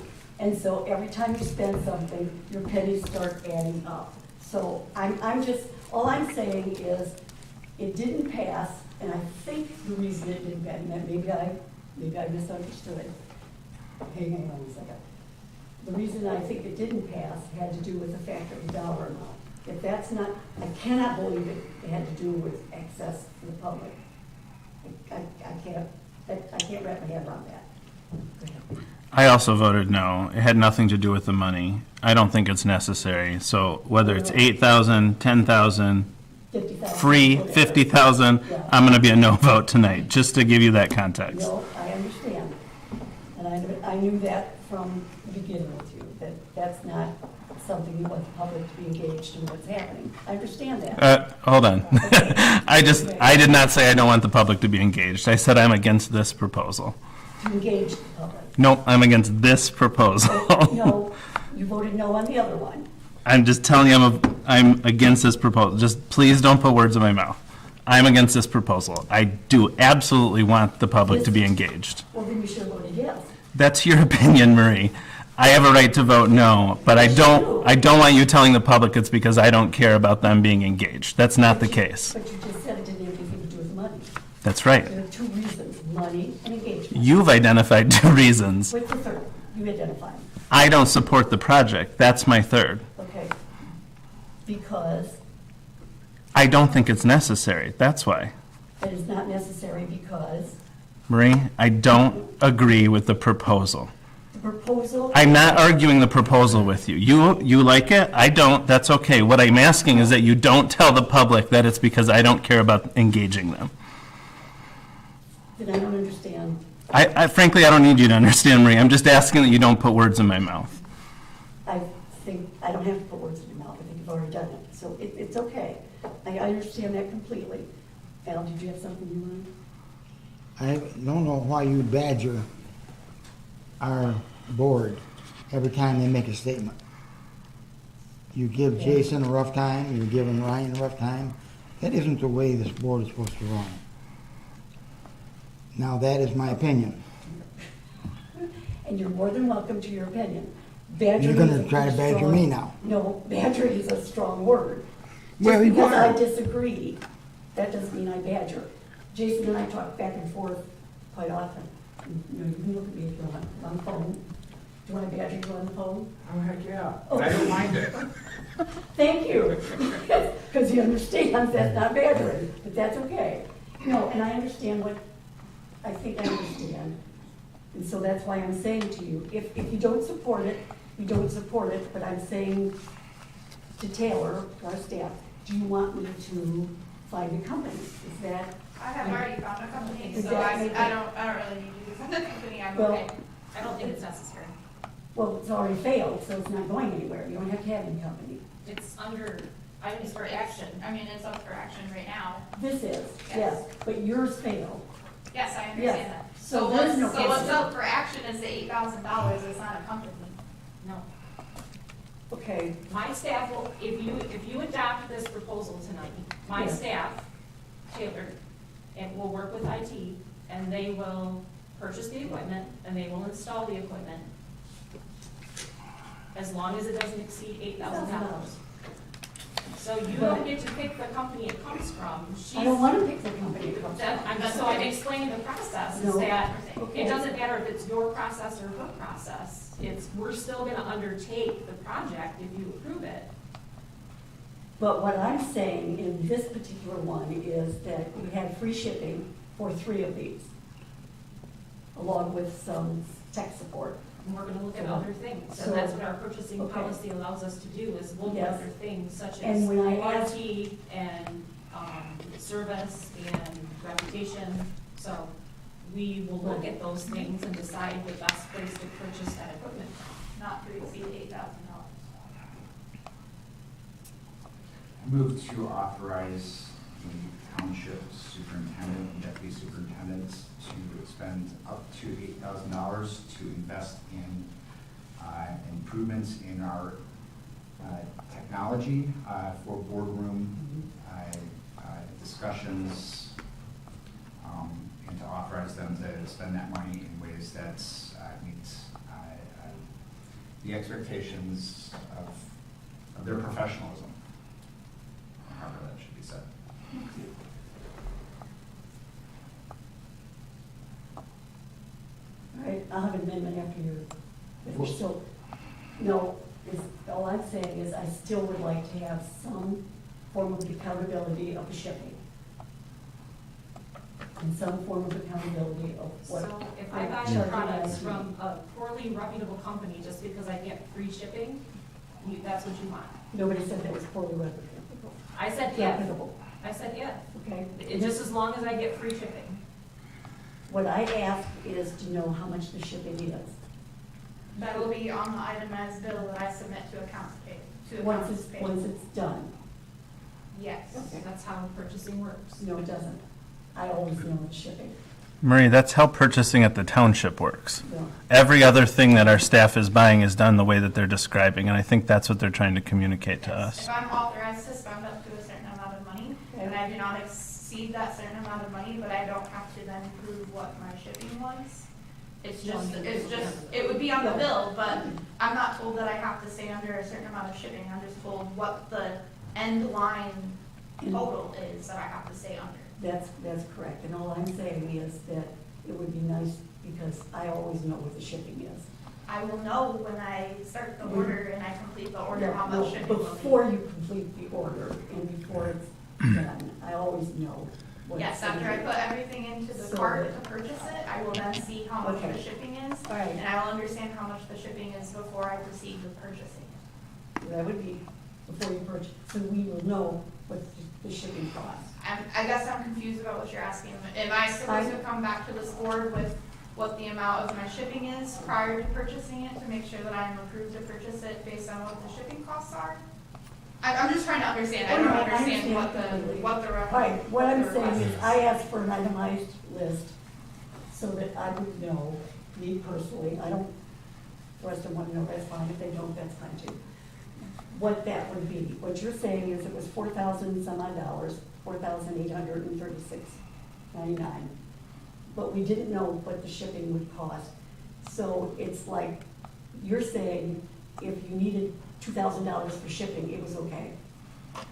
And I'm saying it would be nice to know the shipping cost prior to. Okay, so my question again is, am I to bring the shipping costs back to this board prior That's entirely up to this board. to I'm just saying. making a personally. payment and purchasing this equipment?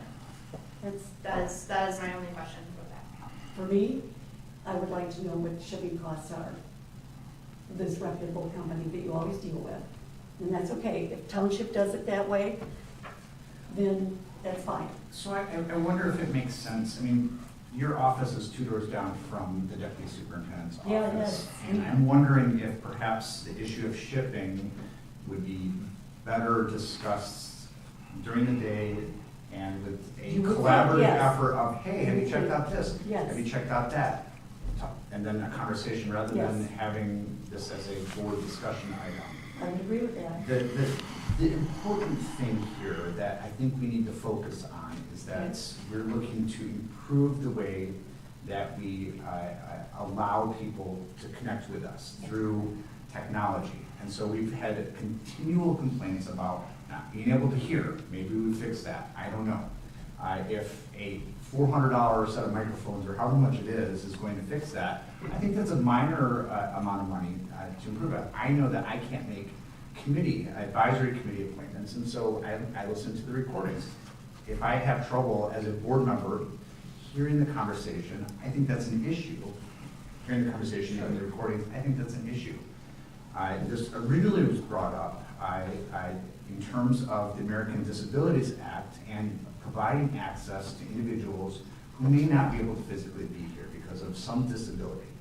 And I think that's something that we should value out of being inclusive and respecting the diversity of our community.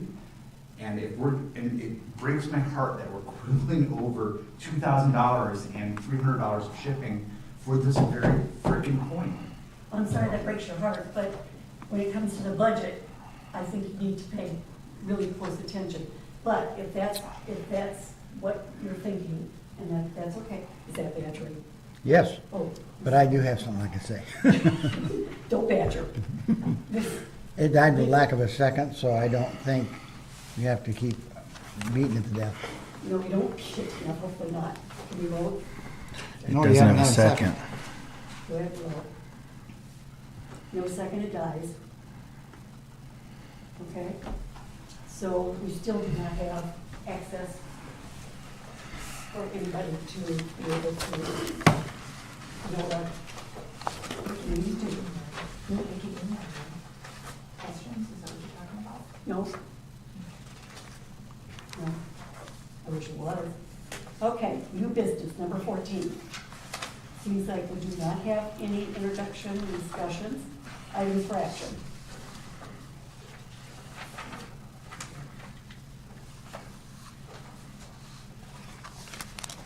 And do we all that time? Yes. It's all good. All right, well, how's it going, everyone? Bringing a couple agendas, or a couple ordinances to you guys tonight. The first one is a new law for Ninja Ordinance. So this was brought to the planning commission by the zoning administrator. It's to create, the purpose of it is to create clarity on how we evaluate applications that are submitted to the township. And the zoning administrator has always used lot width as a form of measuring lot frontage.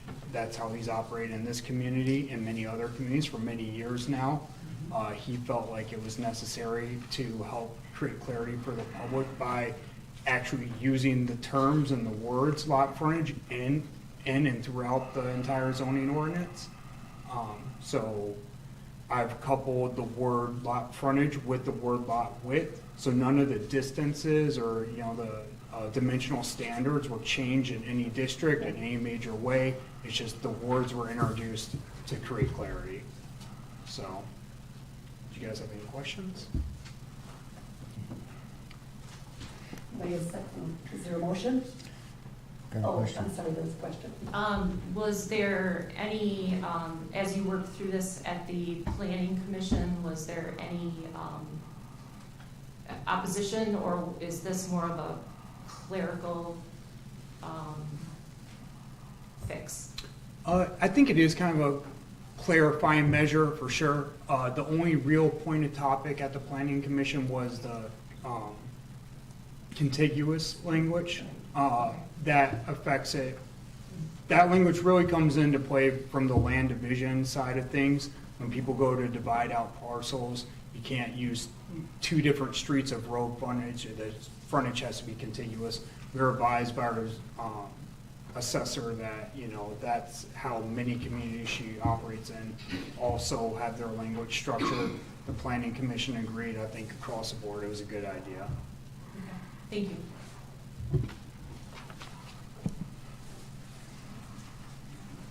Is there a motion? I'll move approval of, or excuse me, move introduction and first reading of ordinance 31.75 to revise the undefined term of lot frontage. Second. All right, I'm just doing this item for action. So we vote on it. So, I know, anyway, it's okay. Nope, go ahead, just so I'm understood. Mr. Almarigi? Yes. Ms. Howe? Yes. Ms. Fuller Challenger, yes. Mr. Rosecrans? Yes. Mr. Gilsclass? Yes.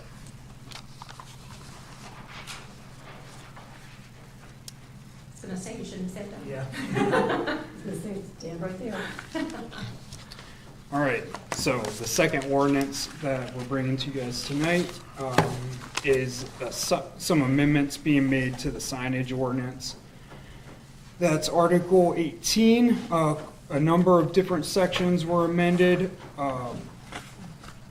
So signs are a hard thing to evaluate in the planning world. They're usually one-off, case-by-case scenario every single time.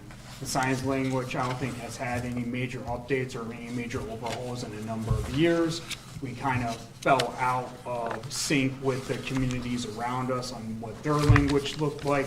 We're getting a lot of feedback from the industry and applicants saying, you know, it's challenging to work in Bath when it comes to signage. So the fixes help us as a community, they help the industry a little bit, they create clarity. Just because we're in there, we were making so many changes, we kind of cleaned up the language in a number of ways. There were some inconsistencies. We would have Bert, the zoning administrator, looking at the language one way. I would be reading it a different way. The planner before me might have read it a different way. So we tried to create clarity there, a better explanation of how to actually measure things and how to actually look at each sign. We built in some catch-all language that refers to when the planning commission will have discretion to implement these standards as they see fit, as applicants come as part of the site plan review process. That's, I think, a good thing. We have a planning commission that is very trusted in this community. They're a good group of professionals. They know what they're doing. They put very close attention to all the developments that come. And once again, signs are a one-off, case-by-case scenario, so giving the planning commission a little bit of flexibility as the developments come to work with the signage plan, which is with our new site plan review ordinance, which this body just approved. A signage plan is a requiring commission, the ability to see what the signage is on site and if they want to make any recommendations. So the timing of this ordinance after that change, I think, was timely, for lack of a better term. We also worked in concert with the Clayton County Road Commission. Mark Trotter, again, very helpful for the site triangles. That is one of the later sections. 18.16, that's being a new section that's being introduced to the sign ordinance. So the purpose of the site triangle was originally brought by one of the planning commission members who had a lot of experience working in Meridian Township. They use site triangles there. We refined that process to use posted speed limits as a determining factor on what the actual distance is for the site triangle. Then we took that idea and that language, we worked with the Clayton County Road Commission to make sure that our language complemented theirs and that there was no conflicts. They thought it was a great idea. I think it does complement well, and I think this will create a situation where we'll always have some kind of safety check.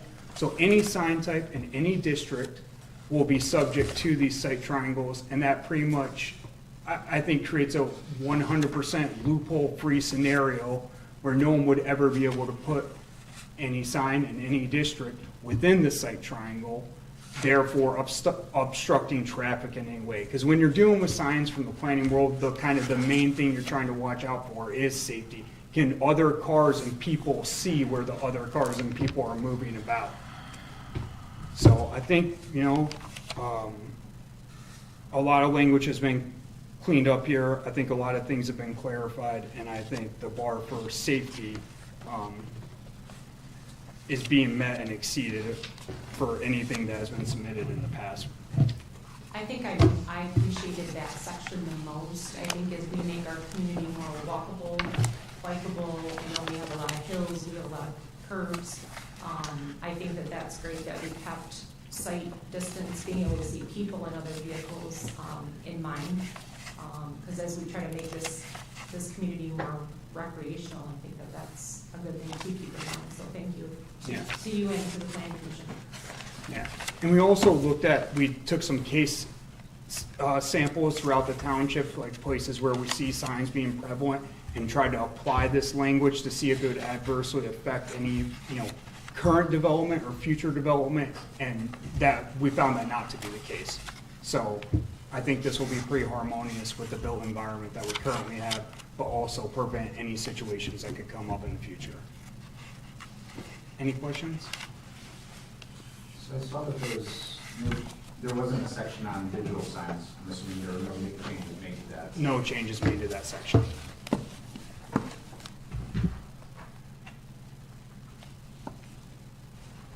Anybody else have any comments or questions? That's a good job.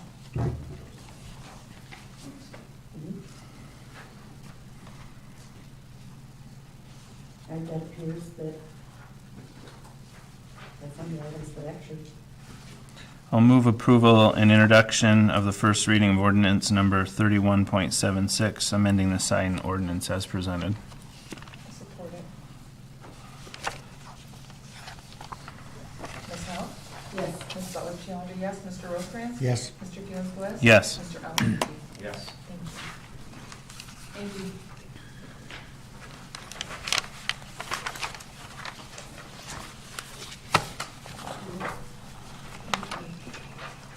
Superintendent, you're taking on your Yes. road improvement? Thank you. Okay. I appreciate that. No, we don't have George here tonight, so. No. You're a good second. Okay, so we received additional contracts from the Clinton County Road Commission. I have listed those at the top of this table for you. Brush spraying, overbrand crack filling, gravel on Eunice between Coleman and M78, and gravel Peacock between Clark to the north to the township line, and then mowing gravel shoulders, for a total of $104,805.94. You previously had approved, the mill and fill for Bonnie Meadows subdivision and the chloride contract, leaving us with, let's see, the available balance of $254,254.75. So there's more than enough there to cover the contracts before you this evening. Please say it.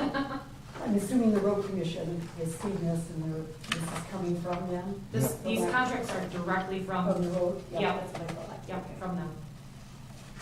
Okay. Do we have a motion? I'll make a motion to approve the 2022 Clinton County Road Improvement Agreements as presented. Second. Ms. Butler Challenger, yes. Mr. Rosecrans? Yes. Mr. Felix Bliss? Yes. Mr. Almarucci? Yes. Ms. Howe? Yes. Thank you. They'll be circulated for your signatures this week. Thank you. Okay, we are on, let me double check and make sure, 14 new business. D as in David, the Park Lake Advisory Board expansion and appointments. All right, what this is, and it's mine, Mr. Haynes asked that the Park Lake Advisory be 2 members more, so he wants an expansion to allow 9 members as opposed to 7. And this time I mentioned there are 2 other committees that we do that for, the Senior Services Advisory Board and your Public Art Advisory Committee has 9. And this is for, just so you know, this is the Park Lake Advisory Board wants the expansion. And I've listed the members and then 2 openings.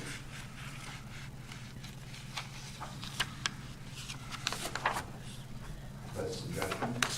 Yes. So looking at the term end dates, there are 1, 2, 3, 4, Yep. 5 members who have term end dates of the end of this year. I wonder if it makes more sense to bring this back to the board where they set a recommendation about staggering and fixing that issue as well. Okay. Page 2, what was suggested that it be done.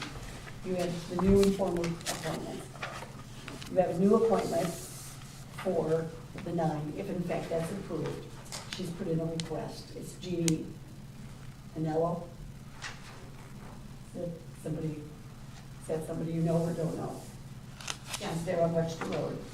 And then I have appointments for Mr. John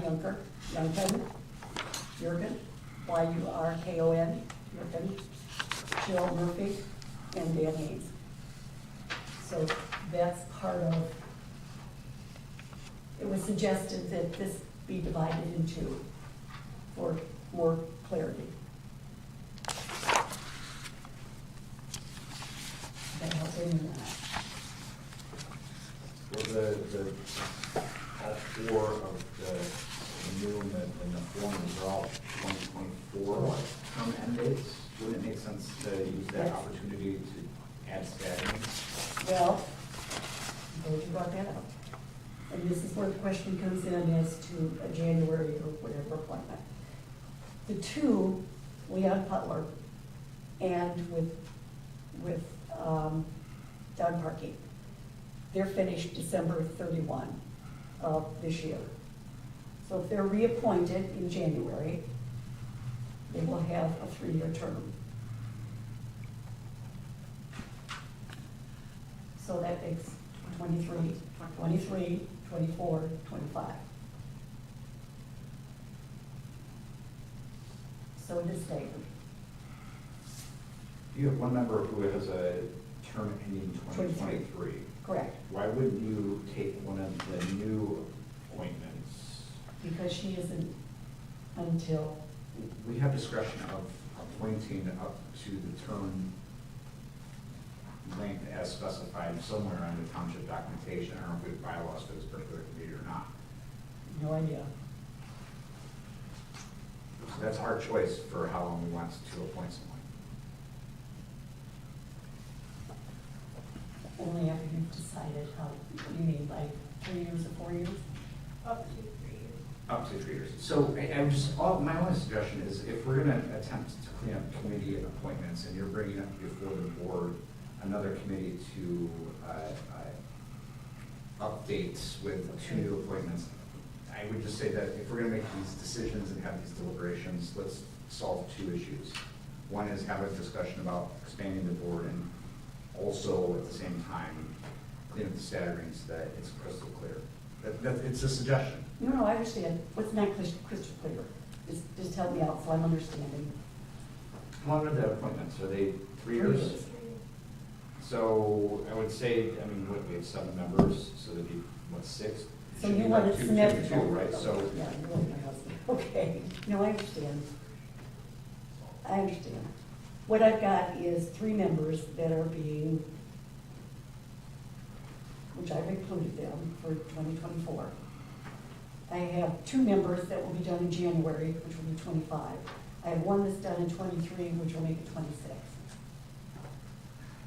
I think And so Chandler, you're saying, instead of 3 people, you want 2, 2, and 2. unless we expand the board, then it'd be like 3, 3, and 2. Well, I don't want to interrupt if you're no, continuing. I always appreciate working with Mr. Hayes. yes. He's highly intelligent and is a wonderful steward of the lake. Yes. I'm wondering what he cited as a reason for wanting more people. For the same reason the others did, the projects they have, it's just kind of like overwhelming with the 7. So he Okay. felt that 9 would be a better distribution Okay. of being able to find more people. Could I have some clarity on that? Okay, should I, he asked if he should be here tonight, because of his health, I said, I know. no, go ahead, if I can clarify it, if not. It's this, frankly, the same question I asked when we did this with senior services, is I don't understand what projects an advisory board is doing. They're advisory by nature, so they should not be doing projects. Staff should be doing the projects. Staff can't do projects at the lake. So Why? well, you have the expertise to go out and test the No, water. I think water testing and lake levels and different things like that, of that nature, no, we wouldn't have the capacity to do that. And have you read his report that they give every year? Yeah. Yep. Okay, then that should answer your question. But none of those people need to be a board member in order to do those activities. No? Oh, you mean committee members? Mm-hmm. Oh, well, as a committee, they understand there's more, how do I put that? There's more, not stability, but the word that I'm searching for is that they get more credence for being on a committee. They get more, not accolades so much. It's going back to their people at Park Lake and saying, we are the committee and we're advisory and these are the projects that we need to have done. It could be my lack of understanding. Is that Friends partial too? No, No, I mean, but if you're, or is that just people that live on the lake? no, well, it's the friend, oh, you're saying as to who they go to? Their point, I think they being, I hate that term, for Park Lake is for information of being able to advise this board, which is what they do, and that's why it produces a report. So if I'm saying something wrong, No, I I wish just- you were here I, to back this up. But No. my understanding is the Friends also advise the advisory board. So, you know, That's like where a I line was, staff yeah, kind of thing. okay. That's, you have the board, you have the committee, you have Friends, it's like the Friends of the Library. They advise, you know, they say. Well, I know, I'm just saying like Ray Kotke and Judy Gargi have been Right. instrumental on the Park Lake Friends, Preserve Nature Trail. right. So I'm saying like they're not on the Park Lake Advisory Board, but that didn't lessen their recommendation to have a trailer on the lake. So, No, so I'm just saying like No, I feel like the Friends of Park Lake is a maybe not a scientific group, but still have the opportunity to advise and recommend. well, I think create. it's your point to be able to let them know that, Yeah, you know, it's nice that that's your project that you're working on as friends. Have you talked to the advisory board about that? Has the advisory board been talked to? That's my concept. My understanding is that the Friends Group is a nonprofit organization that its mission is to support fundraising efforts and activities and events, whereas advisory is more scientifically oriented. And I'd love to hear from Mr. Hayes as to the rationale for wanting additional members, and whether that's, he wants that temporarily or if he wants that permanently. Health-wise, he should be okay in a couple weeks. Do You you can want shoot me to? an email or an email communication. Would be awesome. He's done that before. He's, I mean, I know he's in a health situation right now, but, he's quite frequently, in regards to the budget or projects, has written letters Sure. to this group, to the So, board, what- explaining. No, so instead of having him come here in person to explain it to you, you want him to put it in writing. Either way, whatever his preference is. One way or the other, I mean, Okay. I mean, in my perspective, I've shared this, Okay. you know, more the merrier, more capacity there is. I am, you know, still being respectful to township Okay. staff roles and responsibilities. Senior advisory, they presented a plan for how they want to move forward, and a ambitious plan with projects, and I thought that was worthy enough of, they made a good case for adding 2 members. I'm not hearing what the case is here. So because he's not, that was a decision that he and I talked about, and I didn't really think he'd need to be here, because I didn't seriously think that this would be an issue. But that's okay. I'll write a note and tell him that he needs to put that in writing, that as to why he wants to expand it. I wouldn't word it that he I has to mean, put it in no, writing. like, if The board member would he's- like to learn more. If he That's- is able to come, please come, and if he's Yeah. not, then Well, that's what we talked about. he's right, yeah.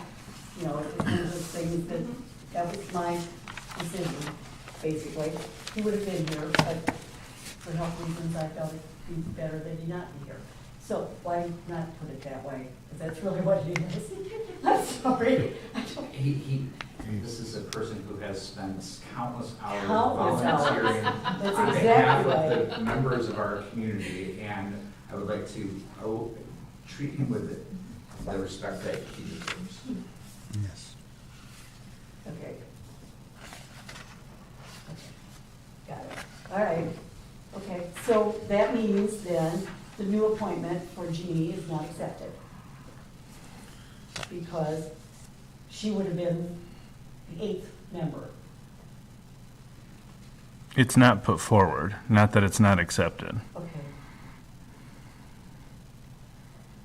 And, I will just say for the record, if we approve additional seats, I would love to see her in that role. oh, no question. No, but at this point, that's not gonna happen. So I'll just let her know. She'll just have to wait and see. If, like you said, it's not put forward. So that's, okay. Now, does that also include, now I have to ask this because that's on this appointment. These other 3 appointments, we're not going to do those either, correct? I would say correct. Okay. So no one's getting appointed on the Park Lake Advisory. After we talk with Dan, we can make the committee. Well, I have to bring it forward to them. Yeah, Okay, as an action. okay.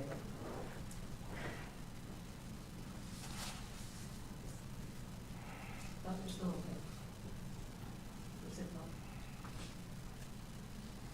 Okay. All right, that takes care of that.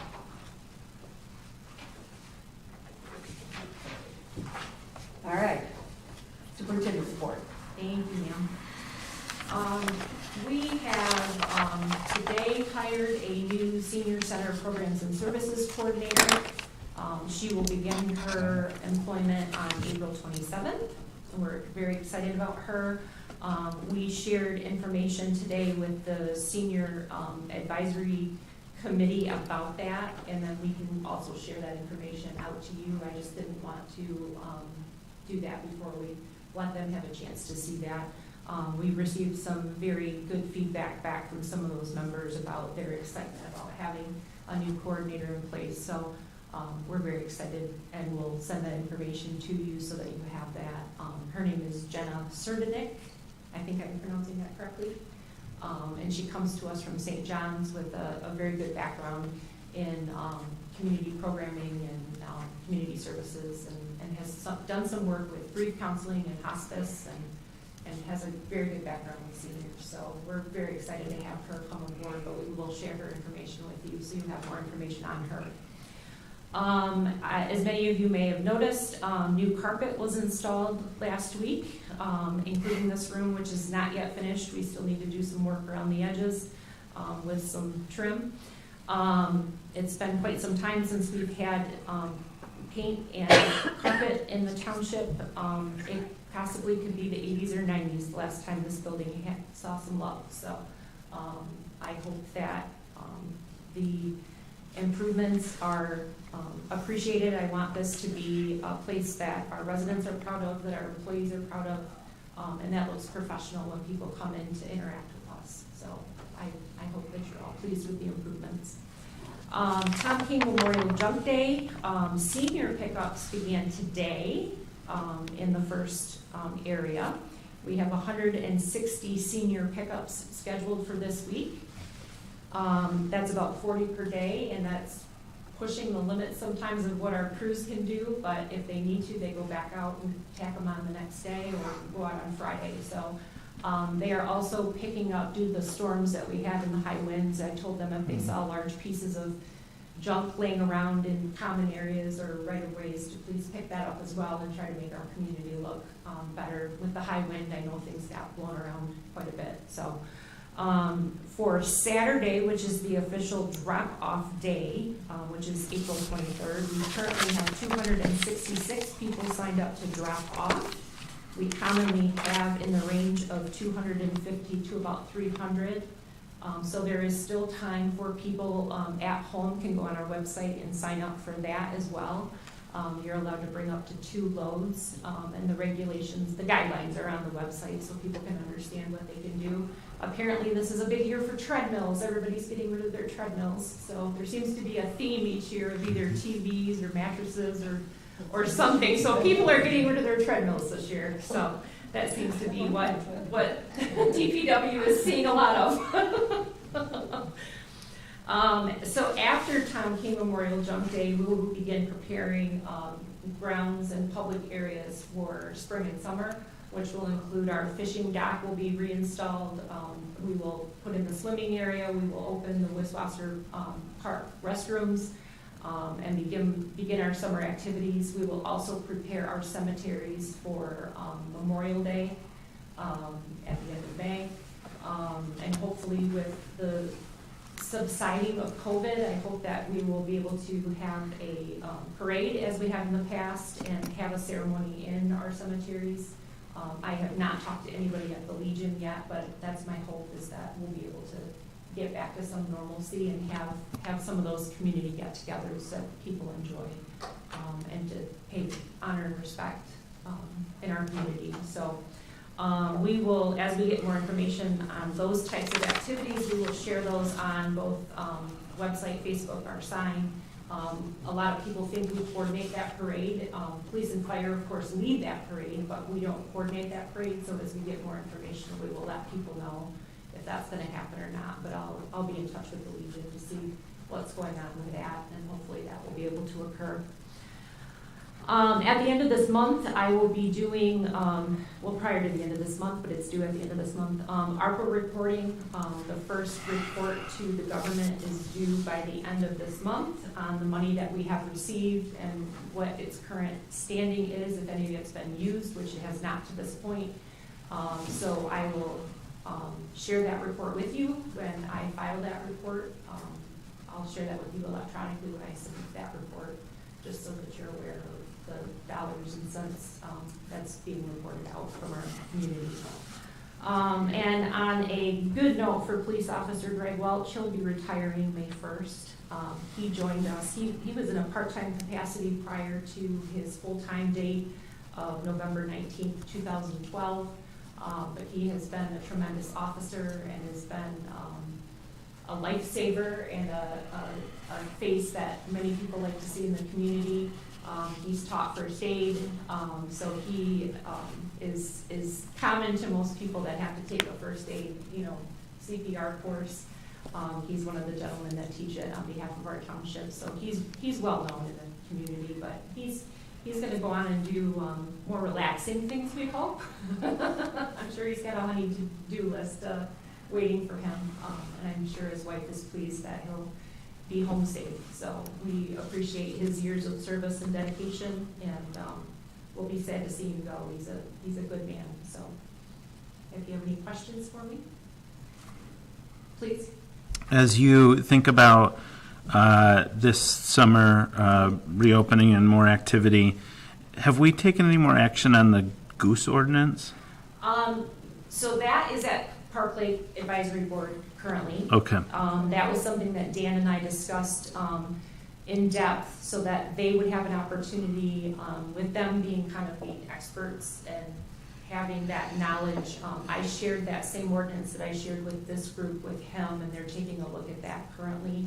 So I'm hoping that will come back in the next month or so for us to take action on, because that's a key part of the process, is to stop the feeding, which promotes them staying around and polluting our beach area. Goose Busters has been employed, and we have had some calls from the community with some confusion over what is occurring. So there at this time, we have identified where the nests are at, and we're doing oiling of the eggs so that their eggs won't be viable and won't hatch. But it leaves the egg in the nest so that they don't, if you take the egg, it's my understanding that they'll just have another one. Yeah, So as long as they have an egg to sit on and try to hatch, they'll continue to do so. So they remain there, but they're not viable eggs anymore.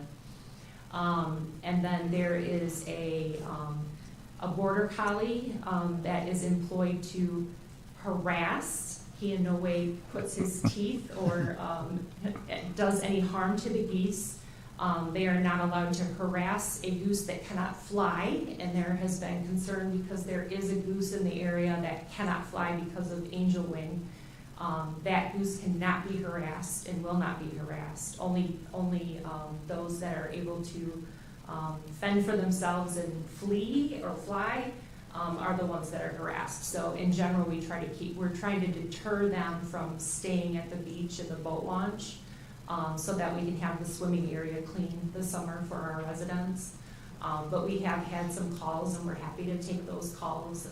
And people, once they understand what is occurring, are more supportive of it. But as they don't understand, it seems to some people as like we're hurting them. And that's not the case whatsoever. We're just trying to deter them from staying or nesting or feeding at those public areas. So we will continue those efforts as well.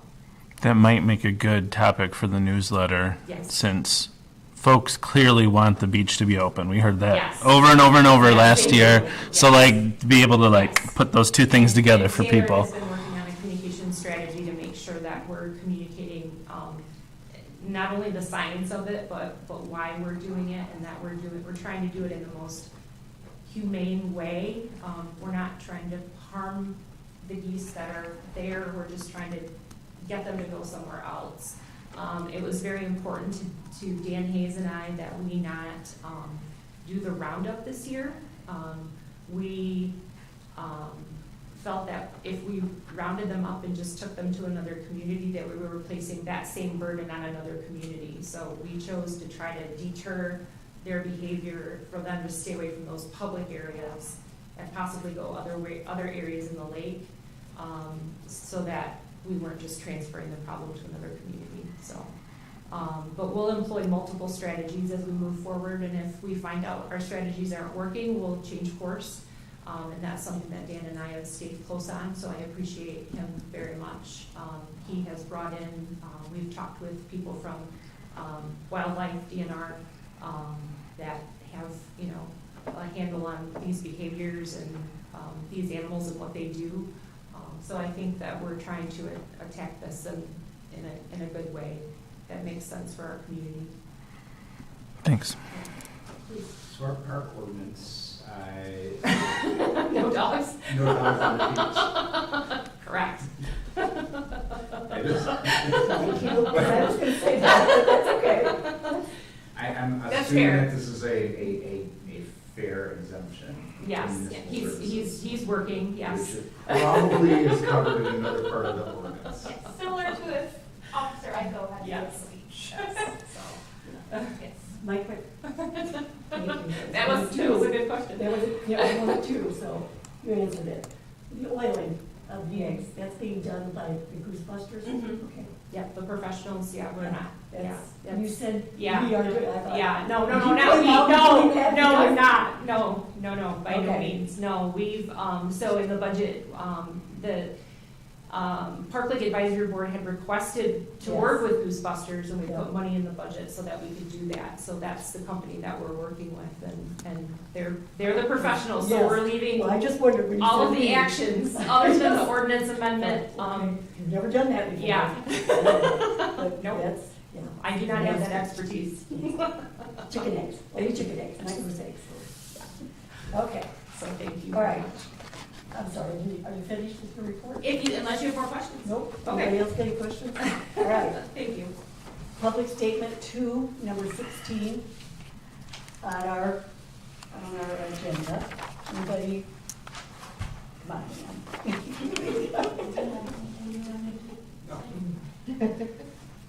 Megan's, okay.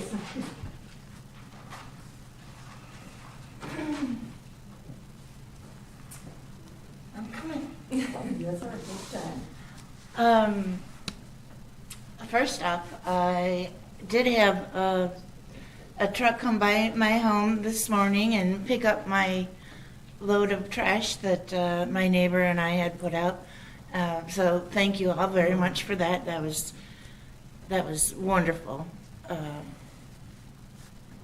Thank you. You're welcome. And number 2, Friends of Park Lake tomorrow will be meeting at the community center. And if I have this information correct, they will be have somebody there, I think from the DNR, maybe it's some representative that's going to give some information regarding what you were just discussing. Number 3, which is, I'm hoping that I'm misunderstanding this, because number 3 is kind of got me like right up to here. Now, there was no second for the motion tonight on the Open Meeting Act, American Disability Act, Bath Township's ordinance itself. So, is that going to go on to next month for an actual vote, or is this just dead?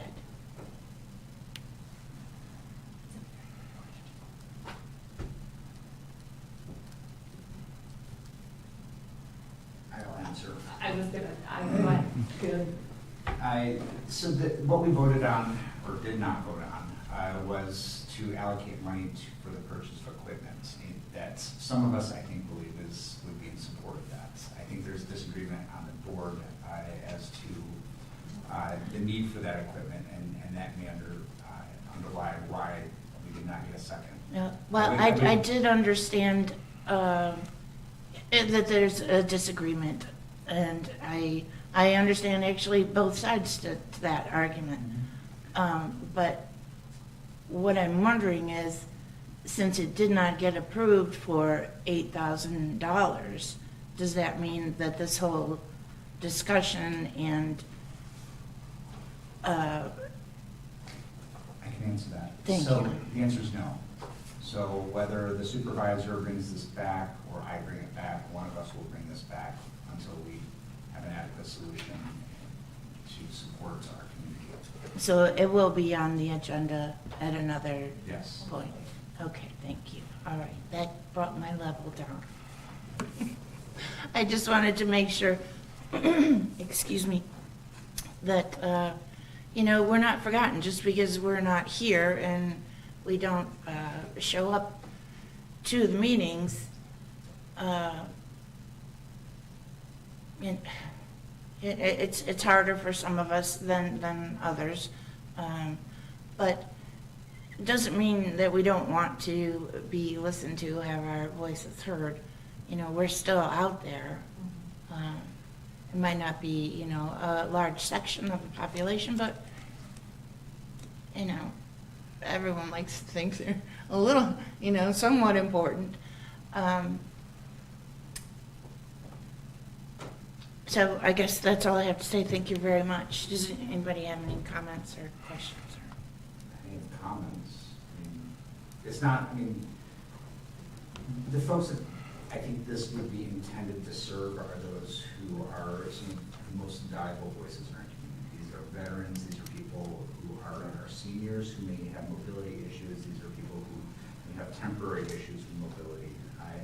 It is our duty to do what our neighboring communities have done, and that's to create open access. So one way or the other, we'll get there. We just have to make sure that we're on board.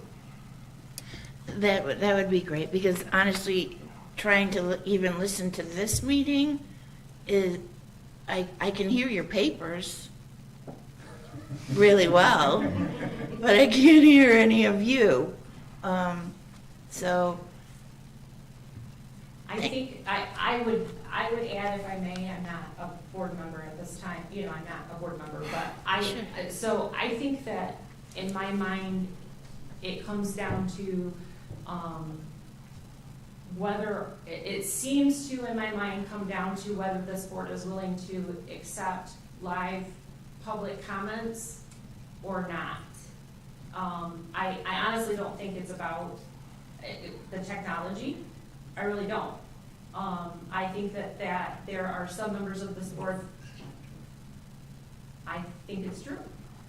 I think that there are many ways in which, like, you've submitted comments before, Through in email, writing, yeah. in writing, that were able to be shared, and other people do that as well. Coming here, I know is a challenge for some people. I know it's a challenge for you. And I appreciate that you make the effort.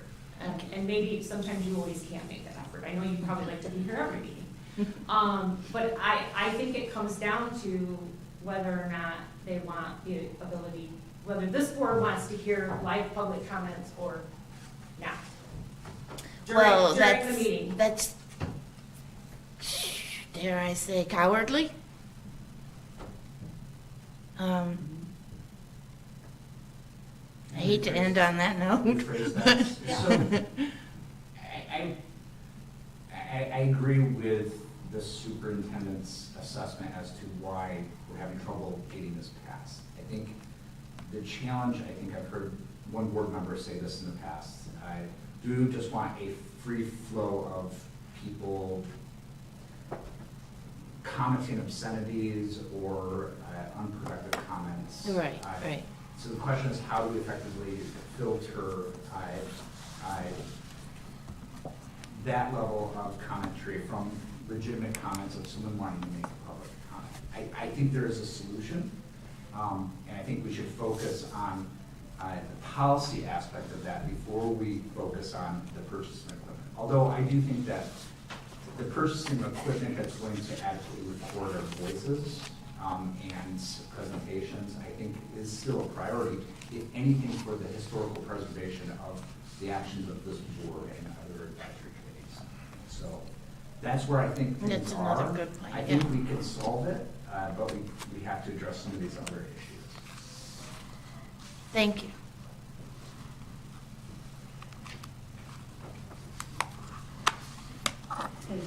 Anybody else? Who's gonna put you in the hot seat? Pardon me? He said, I won't put you in the hot seat. I still didn't know. She won't put you in the hot seat. Oh. Well, I guess on that you were just talking about, I had questions as you're going, but I don't feel right doing it. Is that what you're talking about, being able to bring something up as you're going through the, No, we don't do that, darn it, but that's right. then Why what do you public want? comment? Just during comment section you wanna do it, or? Right. Okay. It was during comments section where you get your 3 minutes, just end up and say your I do it point. remotely. Well, yes, somehow, Okay, got it. somehow be able to do that and make it so that people can do that from home Right, during their 3-minute yeah, time allotted. I think everybody knows that.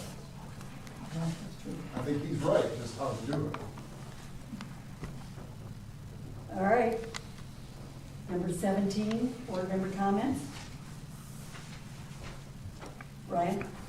Liz? Steve? I saw over the weekend that the owners of Peacock Road Tree Farm were making a big decision about whether to sell the farm or not.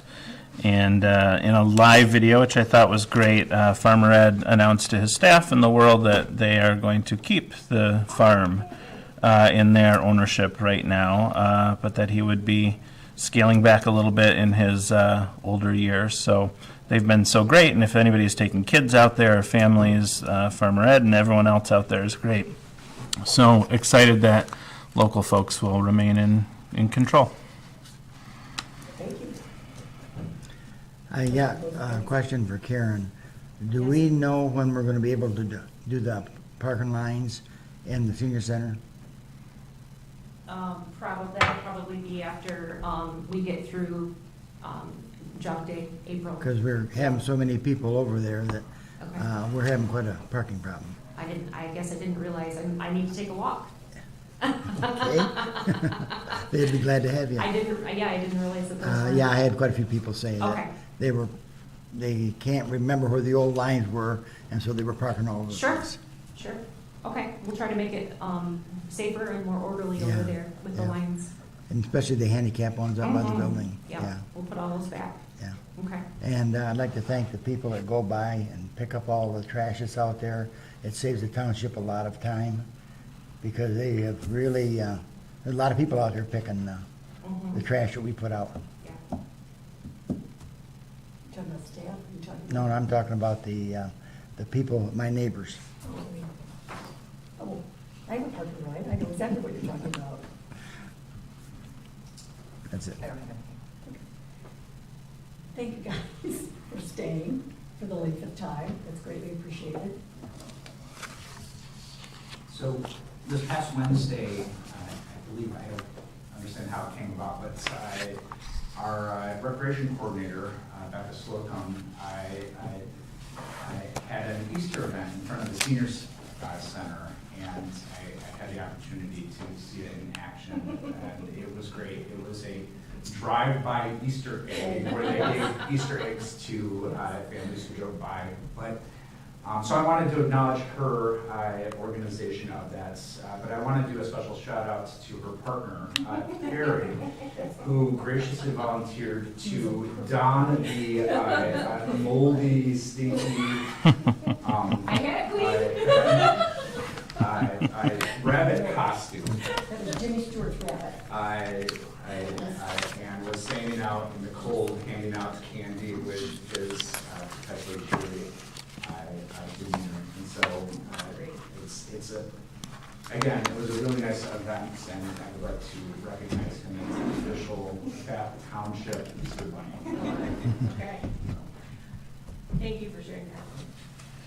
Yes, that was good. Glad you did that. He was good. Under unanimous consent, I move the meeting be adjourned. so we need a roll call. Second. Mr. Funes-West? Yes. Mr. Almarigi? Yes. Ms. Howe? Yeah, yes. Ms. Butler-Challenger, yes. Mr. Rosecrans? Yes. Thank you.